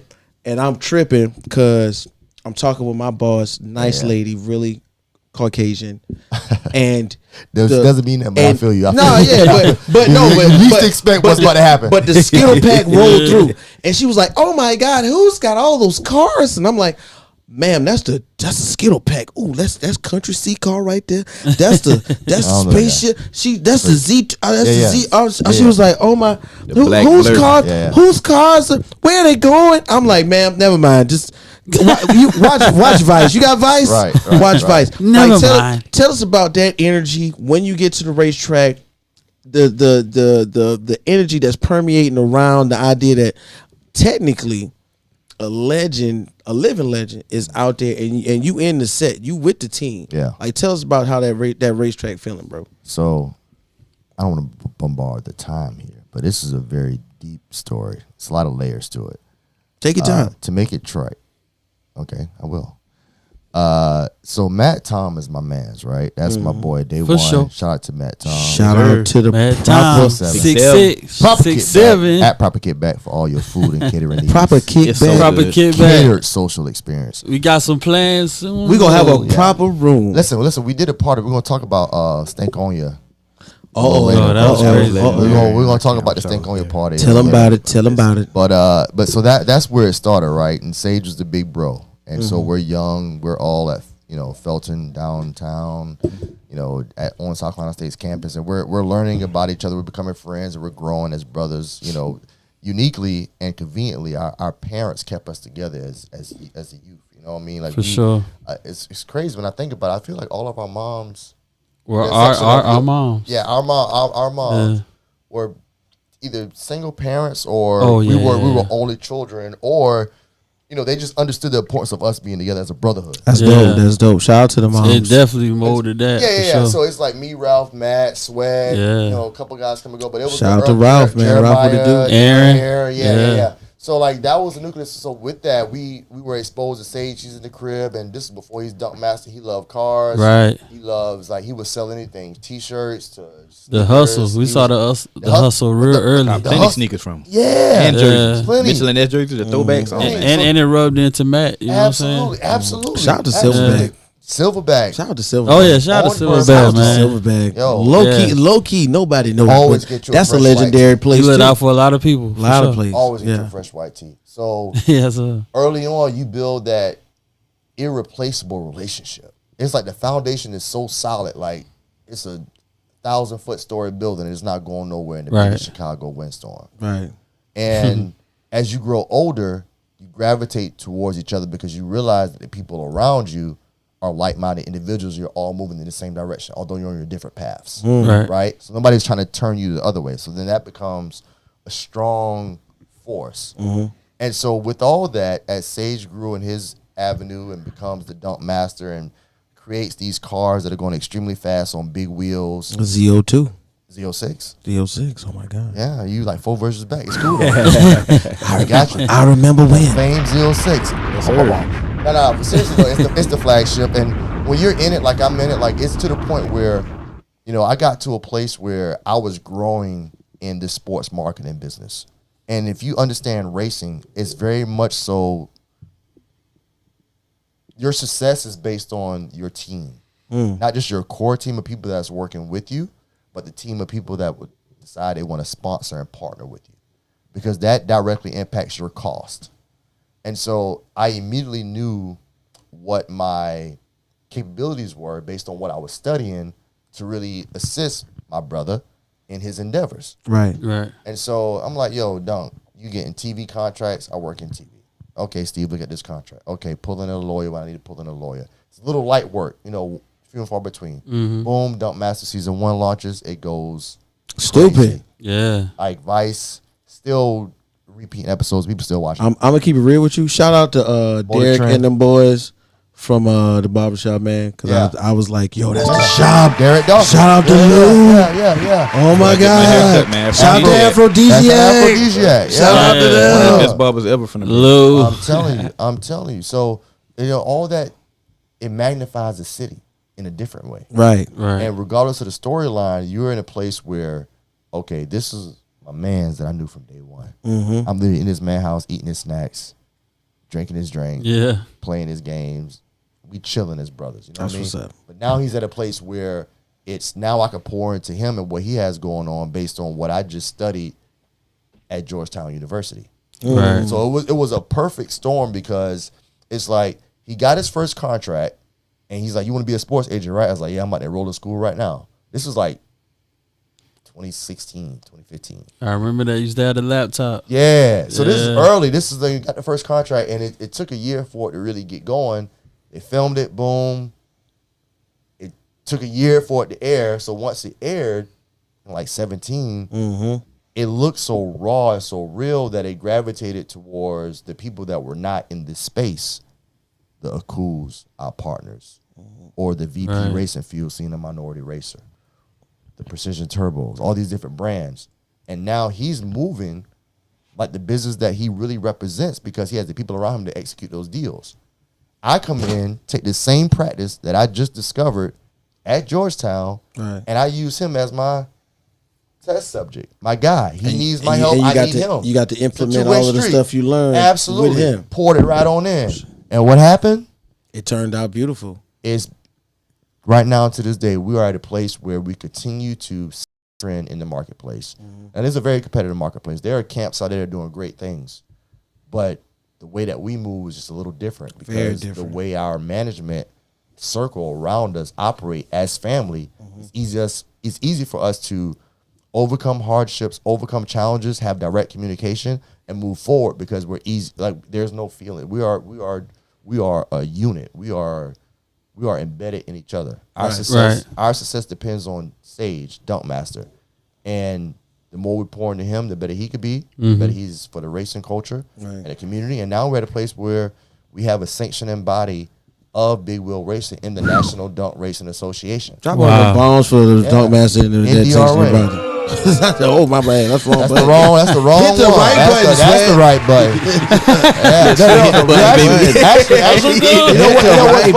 What's funny is that first button is normally what they want to do. Oh yeah. The adversaries, the Yeah. ops. Yeah. But it's cool. You can keep doing that. We still gonna do the on your We both well. And speaking of the NDRA, and Dunk Master. Yeah. The Fast and Flashy Oh yeah, 8 is coming up soon. September 10th. Wow. Darlington, Right here. South Carolina. Yes, sir. Wow. Right here in our It's backyard in going South down. Carolina. So you saying you haven't been? You had the opportunity That's to the come. place And to it's be. going to be probably. It's going to be the biggest event of I the year. need to bring the podcast out there. Wow. I was really just You know about what? to say, is there any way that maybe Steve Mo could we don't- we we don't could just all we need is a table. All we need is a table. That's all we need. I am the head of media and business development. When I say media, I mean external media. Wow. So see, Dunk Master has his own team handling his day-to-day media. Gotcha. Largely him with other video creators around him. G-Dog. Ben has those, especially the GOAT, Big G-Dog. Yes, sir. And then when it comes to external media, deals, licensing, anybody pulling up to the show wants to interview him, that's where I come in. So to answer your question, yes, brothers, would you like a 10? Yes. Hey man, please, bro, please. Really Get appreciate a that, good man. vantage point. I We can can't figure it wait. out. Fast and Flash is going to be big. We're racing all the biggest camps in the big wheel racing culture. It's a very lucrative culture. It's a lot of big betting, a lot of big grudge racing. I was for just those that about to don't know. ask you Bring about your that. money. Grudge racing is real. It is as respectful and as highly Competitive. as it could be.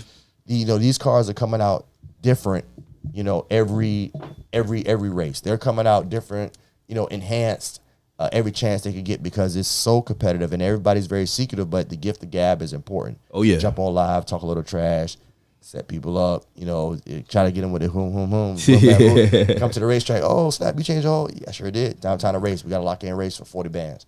So you know, whatever it is, It's a lot of money changing hands too. It is. A lot of money. I don't have that kind of money. I just make sure that we entertain the crowd. It's about the culture, man. At the end of the day, people try to take claim for something that you created all the time. Anything that's great and that's amazing is trying to be duplicated, right? Yes. Right. The beauty of this is that we're so focused on what we're doing. We're so focused on making Sage the best it can be. We're so focused on growing the NDRA. We're focused on bringing the culture together to where that anything else outside of that doesn't matter. Yeah, it's already there. Like we are in great, and it's not that, it's a family affair.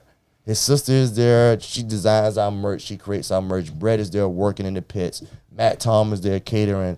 You know what I mean? And the extended family of that nucleus is myself, you know, working hard to make sure the logo's on the right place. The cars have the GoPros. The branded material is there. You know, the media is being executed. The message that's going out to the marketplace is right. That's important. You got Ralph handling his own with the media and the content from a different angle. Same with Charles and Ben had those. Our day-to-day media guy, Jason, the crew chief. That's it. That's a that's literally it. That's it. That's it. I didn't like anybody. You know, G. You know who he is.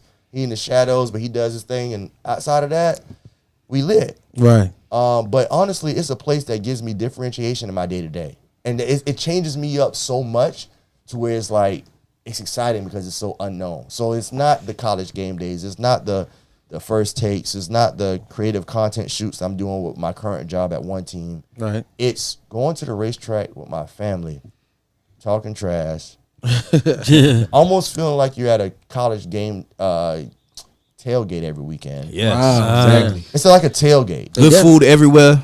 But there's racing versus football. And I always, every time I get a chance to kind of take a view into the world of it, Yeah. because I ain't gonna lie, I was one of them cats. I'm on Twitter like, yo, Orangeburg Dunk Master. You gotta do all that. Just You type know in what I'm dunk saying? and his car. I will pop didn't know, but right to the top. at first I didn't know. Oh, yeah, I feel you. So I was like, feel you. who, what? And then when I Yeah. finally got a chance to see, dog, I was so Yeah. like proud to see. And then of course, you my dog. Like I found out you was involved too, and I Oh, was yeah. like, yo, that's dope, bro. But you know what? The thing is that people don't understand the challenge, the engineering of it. You're moving a car that's sub 5,000 pounds at like 170 miles in a quarter mile, and then stopping it. And then people forget about the part. You gotta stop it. Crazy. Yeah. Like, you gotta stop that car. Right. Like there, Whole lot of skill. The parachutes are not there for show. Right. Yeah, you All right, gotta that is stop your, that car. That is your additional option should your brakes fail. You can at Right. least slow that thing down. But listen, it's a very unique space. It's a growing space. People are trying to figure out ways to get in and to plug into it. We're at a position where we're really focused on bringing the culture together. We're really focused on doing it the right way and making sure we share our best practices with the next man. Because we're only as good as our competition. Ooh. Like, and the competition is steep, by the way. Fair. Like it's Sage was out in front for so long. When I was early on, when I first got to ESPN, I never forget. Like 2011, he was building cars, and then 14 came and MLK Day, he did some things.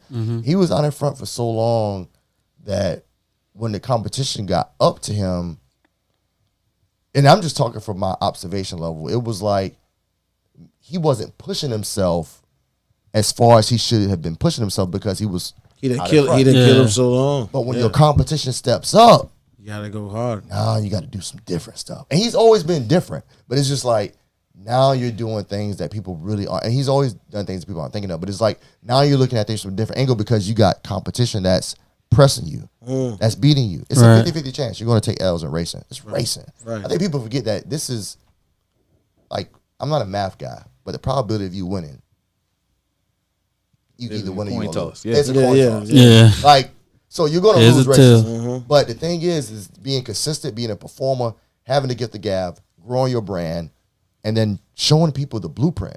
I think people forget that when someone is showing you a blueprint, you can either do two things. Take the information, apply your own spin to it and move with it, or ignore it and talk trash about it and try to get back to it later when that blueprint is no longer valid because a new one is there. Right. Sage is always creating a new blueprint.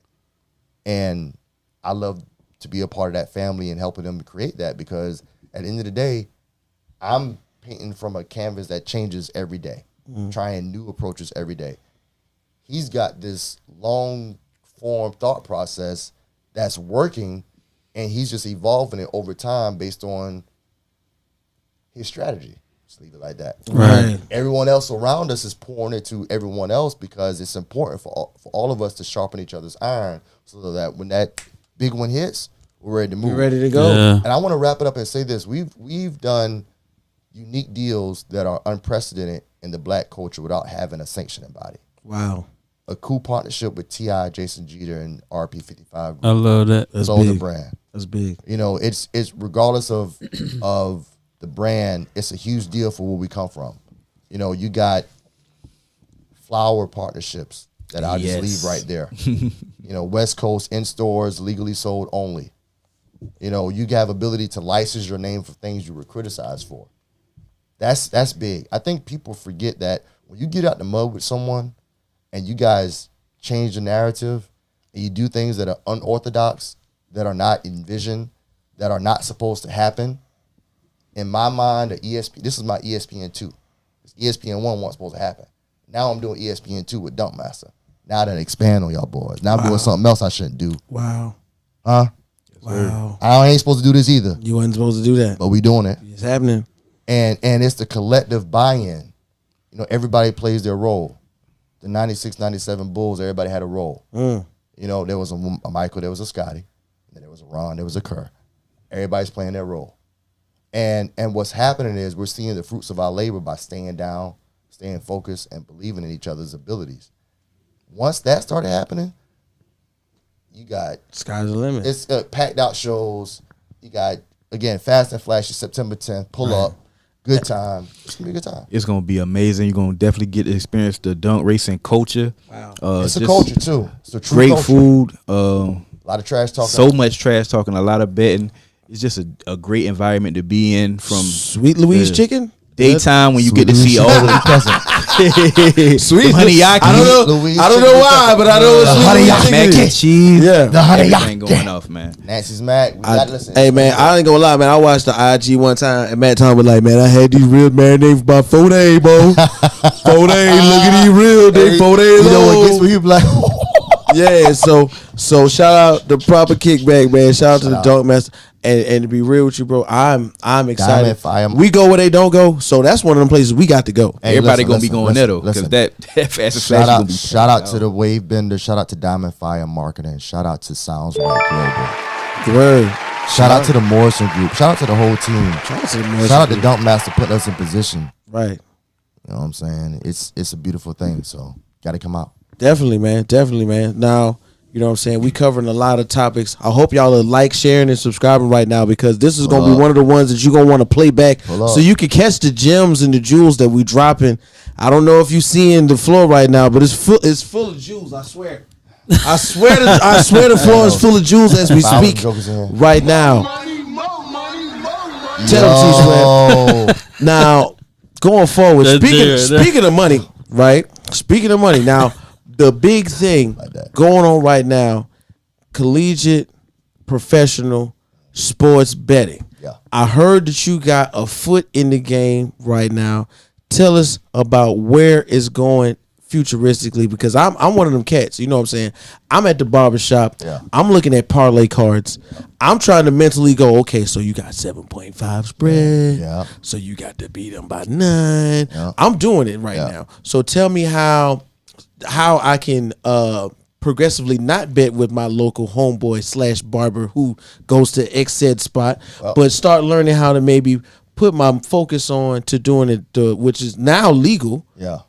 With the way you know how to do it. Well, I don't bet. Be clear. Wait, I mean, you don't bet. All right. But right. You know, I gamble on casino tables. Shout out to time to gambling. time. Yeah.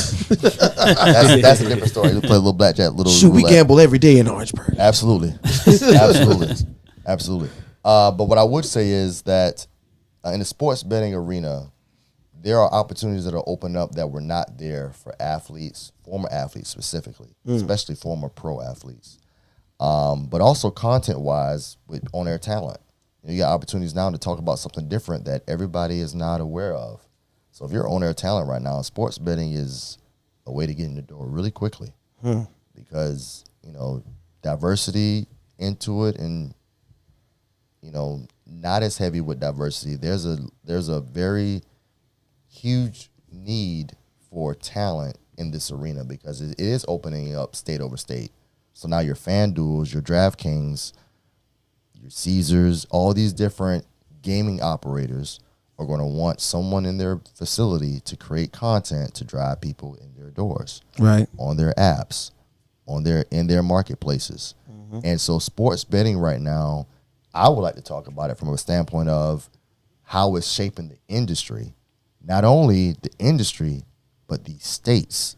Right. There's money Yes.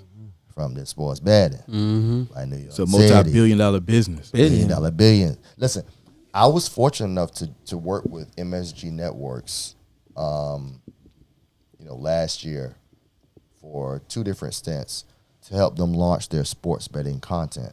And when I went into the marketplace to get talent to talk about this, I'm talking about former players, on-air talent, you name it. My job was to help them cast 2 shows of their 3 in their portfolio to get them prepared for the football season. But the kick is this started early August. The regular season started 30 days after. And so we were able to do that successfully. But what I learned throughout that process was there's not a lot of people that understand what's happening in the sports betting space. It can be difficult to discuss. Yeah. You explained it so effortlessly just then. 7.5 spread. I went by 9. I went, cool. Most people don't understand that. And so then you're asking people to talk about it and put it in layman's terms, which is also very challenging. Right. So when I saw that, I said, you know what? This is about to change the landscape in which how people are studying journalism. And it is. So now you got students on campuses that are talking about spreads. And to be quite honest, when I was in college, I don't nobody talking about no spread. Right. We just worry about the game. Over and again. Like who won, who got the most touchdown. Yeah. So it's a different space to be in. But what it is doing is it's opening up opportunity. And with opportunity comes job security. Yeah. And so if you're on air talent right now and you're trying to get into the business, especially if you look like me, and I look about as black as this sheet, please find your way into the sports betting arena because it's not going anywhere and it's only going to grow. I was just about to say, I really like the sound of job security, Steve. It's very good job security. Listen, bro, I have people that have become one specialist in each little area of sports betting. Okay, I specialize in college football, I specialize in NFL, MLB. They're different. Now it's like, nah, bro, I can do all that. Yeah, I ain't got time. I need all that. One person. Yeah. And it's becoming competitive, but it's still a shortage. And Arizona's already open. Ohio's coming, January 2023. Ooh, Like, going to change the game. right. you won't watch Buckeye games the same. You right about that. Especially if you're in the city. Gotta watch that spread, yo. Every casino I've been to lately, you know, they focusing and they're having a special area dedicated to the sports betting. So it's definitely taking over. FanDuel, DraftKings. It's killing. Yeah. What's crazy is I'm getting more campaigns right now at my 9 to 5, which is again NIL, marketing for players. I'm getting more sports betting related campaigns now that I've seen since I've been there, and that's a lot of volume. So that speaks, it's a lot of volume of work. So that speaks to the uptick in the interest. But it's honestly because what New York City put in the blueprint. Right. I mean, the idea is it was in the water, and then everybody. It was taboo. Let's call it what it was. Yeah. Okay, yeah. I was about to say it was in the deep of the abyss, bro. Nobody was checking for it. I was about to We're say, not gonna talk about sports betting. No, we're not gonna do that. everybody, especially in our culture, in our vicinity, we've seen somebody go, well, look, man, I ain't gonna lie, man, I got 10 on the board today. Exactly. I got 10 tomorrow. Exactly. Yeah. But to see it come to fruition, and especially like in my mind, you know what I'm saying, I've not gone, but I'm planning on going a place like Vegas, where betting is the norm. It's different. It's turning dollars on dollars on the regular. You know what I'm saying? Some little known thing, Atlantic City, another thing. Yeah. So when you incorporating these type of revenue, right, statewide, the idea would be it could be going towards teachers. Yeah. Going towards gentrifying neighborhoods, roads. South Carolina, we need some roads. I ain't lying. It's a lot of ways to spend that money. And it seems like they've been working on 26 for like 50 years, bro. Filling potholes up. Going to Charleston. 50% done. Like when you can remember potholes, it's a problem. Like you gotta fix these. I gotta watch that. Fix one. these. Go ahead. With the betting, it's just so interesting what you can bet on. So not only can you just bet on games, but you can bet on who's gonna make the first basket. Right. Yeah. The tip off, hit the most threes.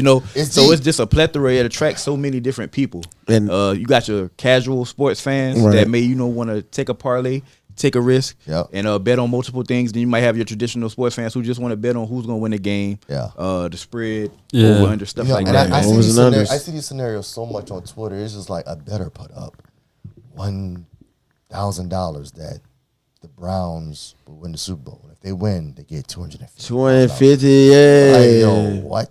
Yeah, and you hear about Mattress Mac in Houston. Like, absolutely.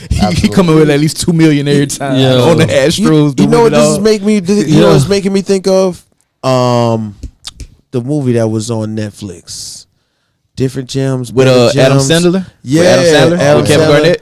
Better Gems, Different Gems. I remember that one. I heard about it. That was pretty good. If you didn't see it, I forgot about that's your avenue now. Yeah. Take a moment to watch it. It's all about sports betting. Yeah. In the dark sense. You know what I'm saying? Now that we have it, legalized. But that movie opened my eyes to going like, man, let me pay attention. Right. Just a little longer because of course, and this is my thing. Right now, me and Joe, we watch a lot of ESPN. Sweat like a lot of ESPN. Respect. She ain't watch a lot of ESPN. When you go to ESPN3 and it's the two guys in Vegas, and now I'm locked in now because it makes it. I'm trying to understand it more, bro. So when I'm in the barbershop and I hear that talk, I'm like, nah, man, there's 7 points. You ain't gonna get that, bro. Don't even put that there. What's crazy is I knew the uptick in the landscape was changing because when I left, right before I left ESPN, that's when they went out and they said we're about to go to Caesars and we're about to go to Vegas and we're about to. They got a studio out there at Caesars, right? Now you seeing the end product. So when I saw these guys are moving the studio shows out here, this is about to be crazy. This was like right the gates open up, and right now you can't find the show without seeing a segment of sports betting, or something from that studio, or on the ticker or something like that. It's there, right? You can't escape it. It's going to be here for a while. I believe you. And it's no different than the lottery. It's just that you have, instead of a game of chance and selecting numbers, you're picking scenarios from sports games. Right. And if that's your vice, that's your vice. I don't blame you because it's putting money in a lot of different places. It's very lucrative. Yeah, very lucrative. I just had an experience at work yesterday. I think it was in college, and they came in. It was like, oh man, the Mets just got a batter in, and I was like, you a Braves fan? He was like, nah, man, I'm just on FanDuel. Right. I was like, oh wow, it's all the way. I'm a fan of what's happening right now in this game, but I'm not a fan. They on it early, like for real. Yeah, I love that FanDuel, man. But speaking of college teams and NIL deals. What do y'all think about? Have y'all heard that the college football committee is expanding the playoffs to 12 teams? That's a great question, Joe. Have they voted? They haven't voted yet, though, right? They haven't voted in yet. 2026. 2026. It's on the table. Whoa! I think they watched one of our I think it's episodes. gonna be. I man. think it's gonna I think they be seen approved. I us think they talk watched about one of it, our man. episodes, man. Money talks. In reality, and I You know, know the I know we episode? can go around. it. I think they watched one of our episodes, man. And Joe, and this was the episode Joe was going We in. need confirmation. So go around the table real quick. You know what I'm saying? Because this will also one day involve sports betting. We know it's going to Right, happen. of course. You know what I'm saying? Do we expand to 12 teams? Yes. Is That's that the the best? I like 12. That's a strong. like That's 12. a strong change. 4 get buys. The 18s play. Would it be 8? I think they need to slow They it. saying it's 12. It's 12. They saying it's Hey. 12 in 2026. I think they need to slowly do it. They're like, it should be like Oh, it should go 4 from and 4 to 8. It's gonna be 8, 3 more then years. 12. You know. I Until know, it- but that's until it goes. still a drastic change to consume that. So when you gonna start playing playoff games? Cut a couple of 1 or 2 regular season games out. Just So now like the you cut- NFL now cut you the cut out the preseason. money. No, Just like but the NFL money cut the gonna get preseason. back made up in the bowl. If it's Uh-oh. more bowl games, even more for money the is gonna teams get that's in the made. playoffs, not the teams that's not playing. I mean, Uh-oh. we care about all teams, but we really care about the college football playoffs. You know what I'm saying? really care. They not After just- the after we the really care show, about the blue blood. After I the show, I check think out 4 the teams short. wasn't enough. I like 12. That's explaining because all there still this. might be a couple of teams arguing with 8. So if you got 12, whoever's that 13, 14 team, we really don't want to hear it. Shout out Power 5. Everybody in the Power 5 gets a representative, and then you have a lot of wild cards. That's a whole. You're talking about football. First of all, let me tell you something. Football is very, very detrimental to your body. Yes. Yeah, that's the It part is. I was Most scared physical- about. However most you physical swing sports. it, That's a however lot you of more swing it, games. you lose teams. You lose games over this side for the teams that are underperforming. They don't get in the playoff. Cool. They lose money. I guess we don't care about them losing money. I mean, it's still the bowl games for them to get some money, you know? Yeah. I mean, not this kind of money. Because Yeah, you're once right, you you're right. That's open big up, money, Brody. Once you open That's it up big to money. this amount of teams, the money shifts a lot. Big Capital money. One ain't paying. Yeah. That's big money, Brody. Capital One, like, nah, bro, we better go over here. Yeah. Like, we gonna leave over here. And Your gift bag look different when you playing. And you be like, no, I got socks and t-shirts, not an Xbox and a roll. right, them boys be coming out the Sausage joints. t-shirt. You know they have a brand new fresh pair of Beats. You know, Bruh. wireless. For no reason. That's going we have to shift. You already got that's gonna- 5 in that's the gonna bag. shift Exactly. everything. So I just think it's a drastic change. Like if you're gonna do it, like roll uphill slowly but surely. Like continue to figure it out, fix it. Because the 4 was controversial, but it left little room for error because it was just the 4. Mm-hmm. You go to that many, it's like dog. And It's a lot of room for You error. might have to bring the BCS back. I think it's just a lot more room Yeah, for 12 competition. teams. And you get, because remember, like How much years time you where got to prove yourself? years You where- cutting off 2 games, 3 games. now, you still got 10, you can still have a 10-game season. That's enough. If you 10-0 and you like a team like UCF that went undefeated that year didn't get in, So the but wouldn't you like national- to see them get a chance to play? So you know what I'm saying? You the see a national- team like Cincinnati get in last year. Okay. They get their chance. Okay, they I came hear up you. short, but you I hear you. get those teams in there So- with 12, and you gonna get some upsets. It's So college Joe, football. so how many games do the national championship winner? How many games have they played? National championship winner. Yeah. In the current college football. No, in the new proposal.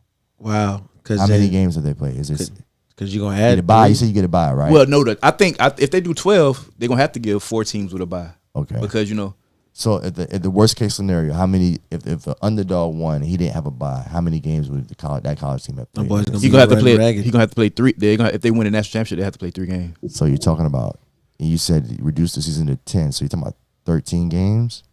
They might not reduce the season. They might just say, "Hey, I don't know how they're gonna And format if they it." don't, Either way, We're gonna be It's playing more football. college football forever. it's more money. You gotta think of the companies Well, that's go gonna be past bidding on the Super Bowl. bowl games for the upcoming expanded college football playoff. I'm not against it. I just don't. Now They I'm got tell time you- to figure it out though. Now I'm gonna tell you something that came to mind when I thought about it. Right? Okay, if you expand the college football playoff, just like Steve was saying, with the amount of games, right? Just imagine the amount of players who go, okay, well, I know I'm going in the first round. I know I'm going in the top 10. Yeah. I ain't playing these last That's 3 about games. to Nah, they're not gonna do that. They I not ain't gonna playing these last 3 They're games. gonna play if it's the college football playoff. They're No, not playing. no, in, no, they're not it's- playing in it's- bowl games it's- that don't matter. It's cats that go, man. You know what? I love y'all, coach. I done been here 2 years. It's a couple. I'm about to miss this a couple game, out that there. game, And and the it's- next and it's one. about to get I'm worse. going top 5, bro. I'm about to get ready for the draft instead of possibly injuring myself and losing my money. Right. My mama's still working 3 jobs. Right. There are They players don't that do but that. They don't do that right now in the college football playoff. They play. don't. I They feel play. you. They It's a do couple. that in It's a the couple. bowl Jim, games that it's don't a- matter. If they not playing college football playoff, they'll do that. Right. If they playing, you will see players that shouldn't be even be playing suiting up and tearing ACL. I mean, yeah. Jameson Williams. Those- You know what I'm saying? You'll see these guys crazy. because it's invested. They put it all on the You're- line to play with their brothers to win this championship. So I think if they in the CFP, if they in the college football playoffs, they're gonna play. If they're outside, they're gonna pull that. You are gotta definitely right. Players that's gonna make a bigger name for themselves. By Coming from one of playing in these there. expanded 12 teams Right. that wouldn't get this opportunity, they play against an Alabama. And let's say you get the next Sauce Gardner, you get the next guy that pops off the screen from a not big school. You know what I'm saying? That makes a lot of noise. So I think it's going to be even more competition. 1-2 extra games. That's not. It's only for a select amount of teams. It's not for the whole. Joe once nation. again is trying to So, tell I us mean, that that's Ohio good. State It's will gonna be take good. it from That's the a top good to the amount of bottom. That's teams, all he's though. trying to say. That's a good, still good amount of teams. Yeah, but it's just 2 extra games You're right. Okay. for a handful of them. At the minimum. All I'm saying is, Right. when guys are faced with adversity Uh-oh. and they got to make a decision, you're right when you said most guys normally play in the national championship, and that's true. I mean, Kobe Dean was also one of them. Played with I don't know how he even lifted his arm up based on his shoulders scope before you got to the draft. But that's, in goal national championship. I don't know what that's going to look like when you add more teams and more variables. Yeah. Everybody ain't cut from the same cloth. Like Whit said, some guys will be like, you know what, dog? Peace.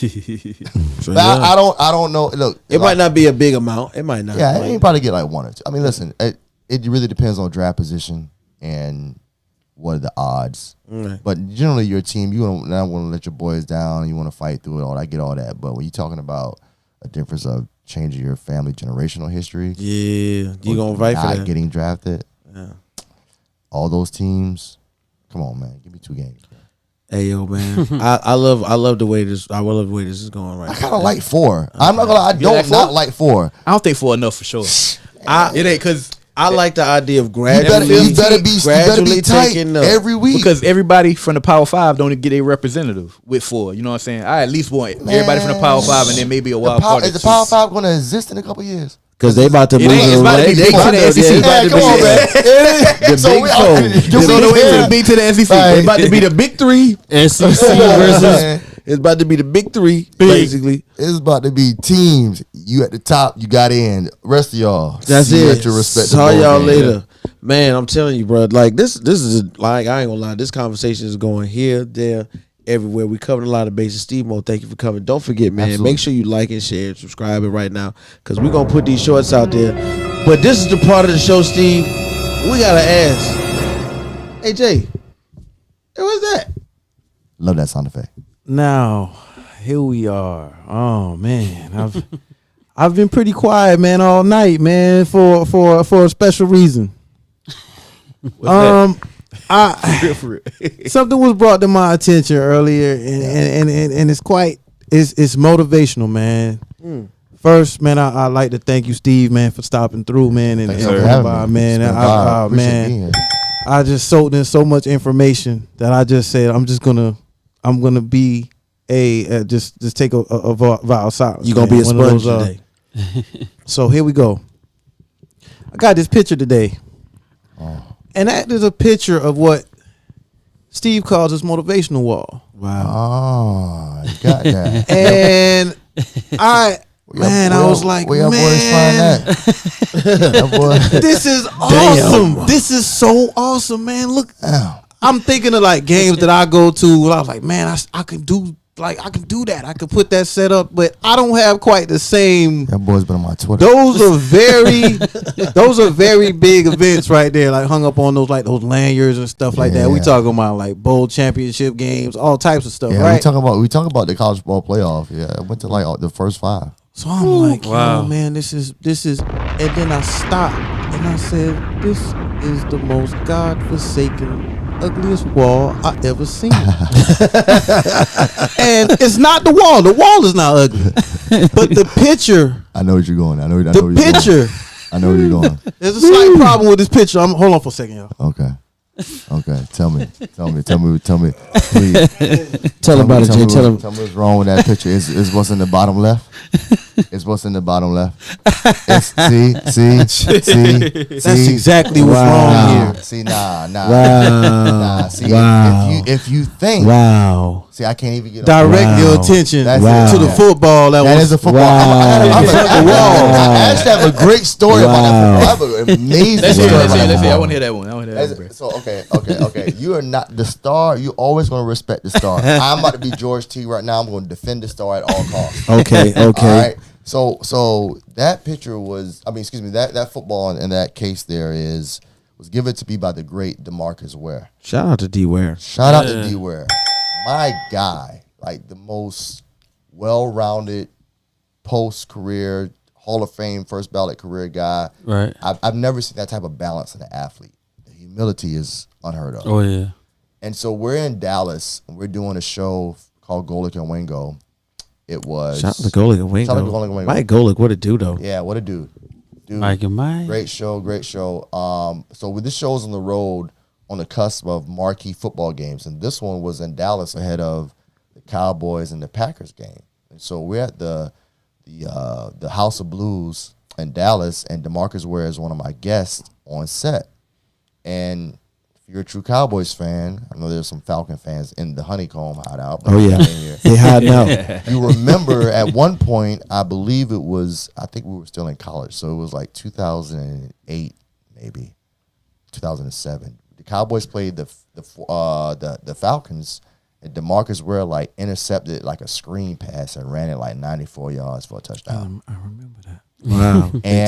And when that happened in real time, me and my boy Ralph was in a Hooters because we were in college. The game wasn't broadcasted nationally, or I think it was maybe a Thursday night game. Anyway, we're at the bar, we're eating wings and drinking beer, whatever. And he catches that pass, and I'm like sitting there with a chicken wing in my hand, looking at the table like, go.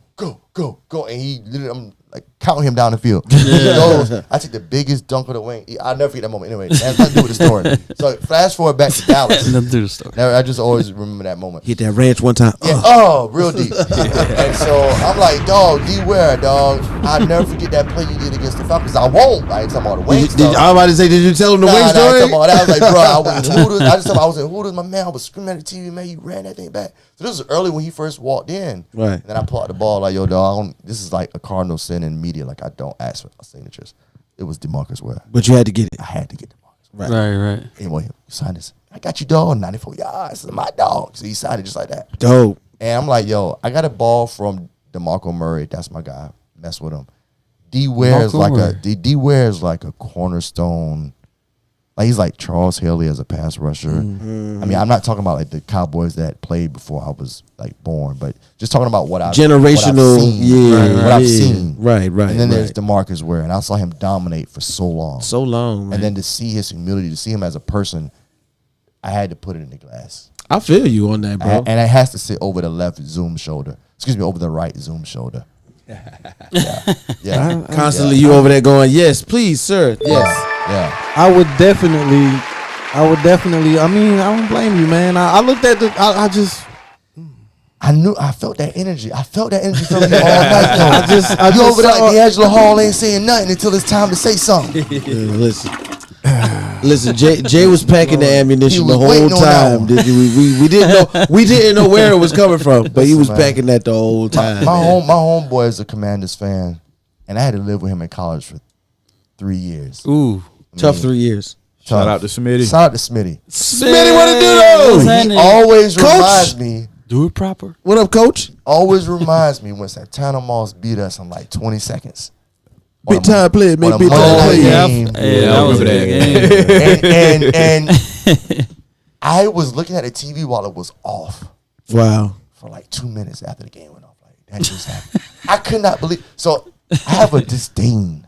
A special disdain. Big time players make big time plays. For Commanders players. And Commanders fans. Wow. But listen. Because you guys never let me forget that Santana Moss beat me. We all thought the game was won. Hey man, Y'all division gonna be fun to watch this year. It's gonna be a ball, man. This is gonna be a fun year of football and sports in general. And then we talked about Darlington, fellas. I don't know. We got to make some plans. Oh, Please, push it up. listen. We got a car. How about We this? there all day. I too. I'm definitely wanna talking about experience when the that. gates open, man. Yeah. I mean, I Beautiful thing want about that listen. is it's a car and bike show, so you get to walk around and appreciate. Oh, all the car different- and bike Bring show. your Car. water. There will be Bikes. other. There will be. There will be You other know, it's gonna be things. luxury to- cars, Yeah, old yeah, tools. yeah. But listen, Yeah, we're water. In-N-Out Customs is racing one of our best adversaries that helped us launch this thing, DNL, out of Florida. That's what's up. Shout out to DNL. Shout out to them. Shout out to the other potential racers that are committed to coming. The other camps that are committed to coming. But it's a big deal because this is how Sage and this culture really rose up from the underground level. This big race between him and Two Fly on MLK weekend in Miami. And when that went down, that changed the course of, what big wheel racing was. And I'm sure at the time, I wasn't present. I watched it from afar. But I'm sure at that time they knew they had something special. When the city is allowing you to race in the street, the choppers are literally making sure you got visuals to pull this off. Wow. You know what I mean? And it was something a lot of people. It was a big deal. It's like real big. They went to like multiple locations that night when the race went on. Like it was a swear big I deal. seen that. And so I still have to say, like, it means something to have this event with those guys, being a headliner. It means something to have straight on the mic. It means something to have the culture there, because all we're trying to do is set a blueprint for what this is supposed to look like. Show weekend over, a weekend or a scheduled show over a scheduled show, and not just on anything that In-N-Out Customs is headlining, but anything that has to do with big wheel racing that goes right back into the National Dump Racing Association. Like these are purposeful steps. We just need to make sure that the culture is willing to step with us. We're adversaries, we're racers, we're entertainers. Wrestlers are adversaries, football players are adversaries, but their main goal is to entertain and to showcase their ability. Right. That's the goal. Do it in an organized manner. Own it. Don't lose it. Once it's lost, then you be like, man, we should have gone, we should have went ahead, and we should. That boy had a plan in it, but we hate that boy. I love that, bro. Yo, Steve Mo. You know what the next thing we gotta do real quick? What we got? We gotta cover some celebrity birthdays, Yeah, man. Shout out to my boy man. T Sweat. Celebrity birthdays, man. What's up? Who birthday it is? Shout man? out to the Georgetown graduate. Hoya Saxa. Hey, we got John Thompson. Hey, It's the his coach. birthday. I need a white towel, man. John Thompson. We talking Great. senior or we talking the third? Oh, we talking Excuse me, junior or the third? Junior. The third? Junior. Junior. Yeah. I'm tripping. Senior. No, junior. Senior. The goat. The GOAT. D. John Thompson. Yeah, Senior. I need There a you go. I towel. see Not Big the John. I dad, see the him. dad. Big John. The dad, The legend. yeah. The legend. I had to clarify for our listeners because everybody could be casual. You're And right, I'm you're right. obviously casual. I see the Definitely third and senior. he's a junior. So excuse me, but yes, Correct. yes, Hoya Saxa. Yeah, legendary coach. We also have Terry Bradshaw. Hey. Shout out to Steeler fan right Shout here. out to the legendary Steelers. Shout Oh out to the man, wait a minute, dog. Wait a minute, dog. God, I'm sorry, I don't mean to disrupt the segment. He Wait a minute. How many rings? Wait a minute. How many dog. rings? I am not about to do this. How many rings? But I'm you about to do got? this. Let's talk about We it. That's sat a here family thing right all there. day That's a long, family thing We right talking there. and we about- talked about football. We ain't talking about my team. And the That's- Commanders, Yeah. our biggest in division rival. right. But if there was one team outside division, outside of the NFC, Right. not named the 49ers, named the NFC, but outside of the NFC, Right. boy, I can't You can't deal stand with. Listen. I respect them because they're a working business partner. Yeah. Outside of my working relationship, let me tell you how much I do not like. Not to mention, they have a ring recently. Yes. Not to also mention, I'm low-key envious. I'm envious of some of how y'all actually develop and draft. Hey, listen, I'm gonna tell you something. Can I tell you something? Wait a minute, Carlos Miller. You over there sneaking in them one-liner. I'll tell you something, bro. Hey, let me tell you something. Got me. And they got one recently. Let me tell But you the something. last time, listen. But we still took that from them. Shout out to Neil O'Donnell. Thank you for throwing those down. Yeah, throw it back for that one. Yeah. Hey, let me tell you something. The standard is the standard. Shout out to Coach Tomlin. I see you, baby. What's happening? You know what it is. Look, You know you know what? I don't like the Steelers because my uncle is a passionate Steeler fan. He made sure I Shout knew out to every Al, time. man. He made sure I knew every time the bus got a first down. Oh man. Oh yeah. First down. I had to hear. Let's go. Yeah. I don't got time for that. Shout out to Bulldog Willie, man. Y'all know who Bulldog Willie is. Shout out to them terrible towels, as many I cut up in my life. Man, listen, it's a culture where I like seriously, and I grew up, You know what I'm saying? Trying to figure out where my allegiances would lie. If it wasn't Dallas, and at that time, seriously, if it wasn't the Redskins, I was like, man, come on, bro. Cordell Stewart, the Bus, I'm gonna let you Plexico. Then we got Ben. I'm sorry, man. I didn't want to get into it, you know. But I'm sorry, I had to go there because you can't let that. It's like you keep talking this cowboy talk. You ain't saying nobody. I ain't even know that about you, man. It's about you today. Now I'm looking at you crazy. Nah. It's cool though. It's cool. I ain't even disrupt. Just carry it on. But I got some words for you. Got a rough road, man. Gotta love the real fans. Gotta love the real fans. Which is going to the next one is Eric Dickerson. That's one of the best rounds. The Rambassador. Right. Yeah. Oh yeah. He's Come the on, man. ambassador. The best in I the met him zone at running Super scheme. Bowl when we played the Patriots in Atlanta. Oh yeah, right. you actually met him. That is right, Joe. You do got a picture with him, right? Autograph. Yeah. Yeah, he autographed my Michelin Ness jersey, man. Good guy, right? That's dope. Yes. Great guy, right there. And we My going top 5 favorite running backs of all time. Yeah, he watch his highlights. He Goggles? was Yeah, that zone running Yeah, scheme was still. killer. He's the reason why Goggles are on video Yes. games, bro. him and Horace Grant, like Yeah, Oh, yeah, yeah. Still got the record for most yards in the season from a running back. Hey. Right. Oh wow. And we're gonna push it over to a movie side. We got Keanu Reeves. Shout out to Neo, Hey. John Wick. One You know, guy I don't want to see at the end of the bar by himself. John. Well, yeah, no. Yeah, that's definitely a movie goat right there. And then we got Lennox Lewis. Yes. Okay. The pugilist. Hey, Let's talk about getting jabbed in the eye several times from a long distance. That's what Lennox Lewis was about. I'm sorry, you know, I was really growing up watching boxing. Yeah. Lennox Lewis put it on him with that left hand to your face, bro.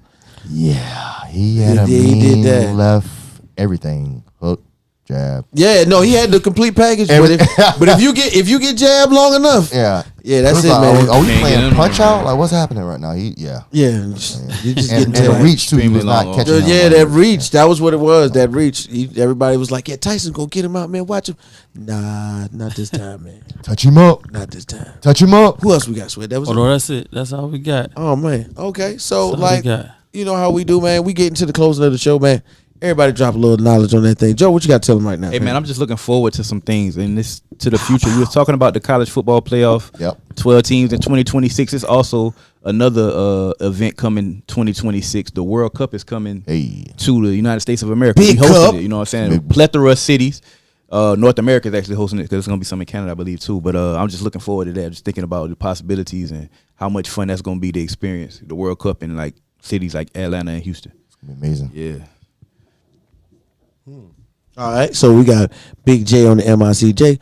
You know what I'm saying? You was quiet today. You had a lot. You was stewing a lot on everything. He got my loud man. when he threw that hat on. You though. was stewing a lot on everything today, man. Give us your final thought, man, because I know if it's not today, you gonna have a lot to say Tuesday, bro. I'm gonna love. I'm probably not gonna get any sleep because I'm gonna watch this probably a couple times tonight. Until the daylight. Hey, It's been fun. It's been a great show, man. A lot of insightful information, man. I appreciate everything you've done at the show today. Everybody, man. It was pretty enlightening. Yeah, man. I just don't know what to say. We didn't talk much about fantasy football. You know, We're gonna have a whole another hour It's for in that. draft mode. It's in draft Right. mode, man. yeah, We drafting this weekend in some leagues. I was trying to dance around it. So I was like, oh, Yeah, we Everybody don't want to put on the table who they want to draft. You We know got what a I'm couple saying? more days. Keeping everything tucked close to the vest. You know.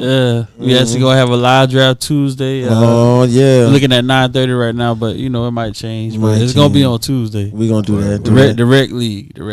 Big Sweat. looking forward to it. What you talking about, man? Oh man, hey, I appreciate my brother I appreciate coming being through, spitting that knowledge, Mm-hmm. bringing the energy. You know what I'm saying? My foot Spitting still the hurt. I'm still gems, stepping on these gems right now, I'm bro. telling you, Yeah. man. bringing All kind of rubies your roommate right Going there. hard.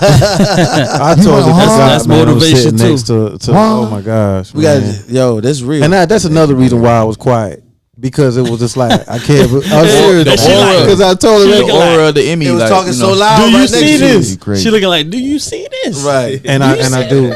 Man, I'm telling you, man, it's crazy. It's like this is awesome. I will always say like the one of the coolest things ever that I see is like the Stanley Cup. Yeah. Oh yeah, the Not- engraved Just no, detail. just this trip that it goes on. Oh, where the Stanley The Cup goes excitement at. that it Oh, yeah, I who do like that part. knows Yeah, I do like what that part. has happened around that Stanley That Cup. Stanley Cup be And everywhere, like boy. these hours in the morning, you know what I'm They saying? definitely pimping him out. So you know, man, it's great, man. Oh my gosh, I'm touching it. As you should. I'm touching it. So It's cool. it's just great to just see that and just wow, Yeah, man. it, bro. Oh, y'all do y'all thing. I appreciate it. Hey, Hey man, you know what I'm saying? Real talk, man. I'm gonna go ahead and keep it 1,000, man. Like, yo, Steve, dog, this was dope. It was real fly coming through. As somebody from out the way where we from, Man, seeing you a sin, and I'm one of them cats. I'm like, look at this, man. I'm like, right here. stupid Rich, He chill think out, he bro. doing something. No, I'm Chill just out, kidding. bro. But I'm supportive, and I was like Joe said. I swear the episode of Sports Center at night after a baseball game, I'm doing what I'm doing after college being grown. Yeah. And I'm like, man, I ain't no way. Because, you know, this is when you could first rewind the TV, but you couldn't do like 20 seconds. Yeah, Man, wait, that's me.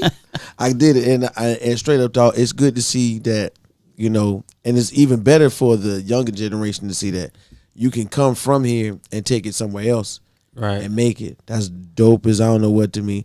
Also, you know what I'm saying, shining the light on HBCUs and Extremely the process important. that we go through to get to where you at. Yeah. Like that's a door that a lot of people walk through and don't think the next door is open. Yeah. You know what I'm saying? Myself included, because I walked through some doors too, and I was like, man, you know what? I'm gonna take this route, but the next one, but Right. you know, life happens differently for everybody. So for you to be one of my people, I can put my hand on you. I can say, Steve, what it do? Absolutely. You might you respond, and you might be busy, but you respond. I know that. Always responding. And I clowned the other day. I was like, Yeah. Steve was like, yo, I gotta come on the podcast. I was like, yo, shout out to my technical producer. Hit him up, and you there. And literally, that was the next thing I know. Everybody was like, you coming through to the show. So, bro, hey man, I appreciate it. I showed, like, I'm talking about, we running this back 2-3 times. great. Watch how we switch the game up, because we heard a lot of things off camera. Oh, yeah. And then absolutely. you know, the implementation of what you said is Best already conversation it's right there. already on the way, bro. I promise you, man. So, like, you know, you got some closing remarks? Listen, man, that's love. I don't know how to follow up with that. I appreciate y'all boys giving me the platform to share my story. You know, I don't normally step in front of the mic, but this felt so real and so authentic because it's a lot of years in this room.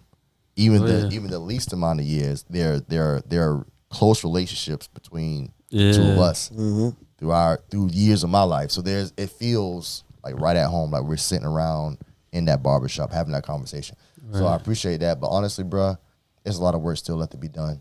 My mama. You guys have created a platform that you're at the extension of the roller coaster drop. You're still going up that tick.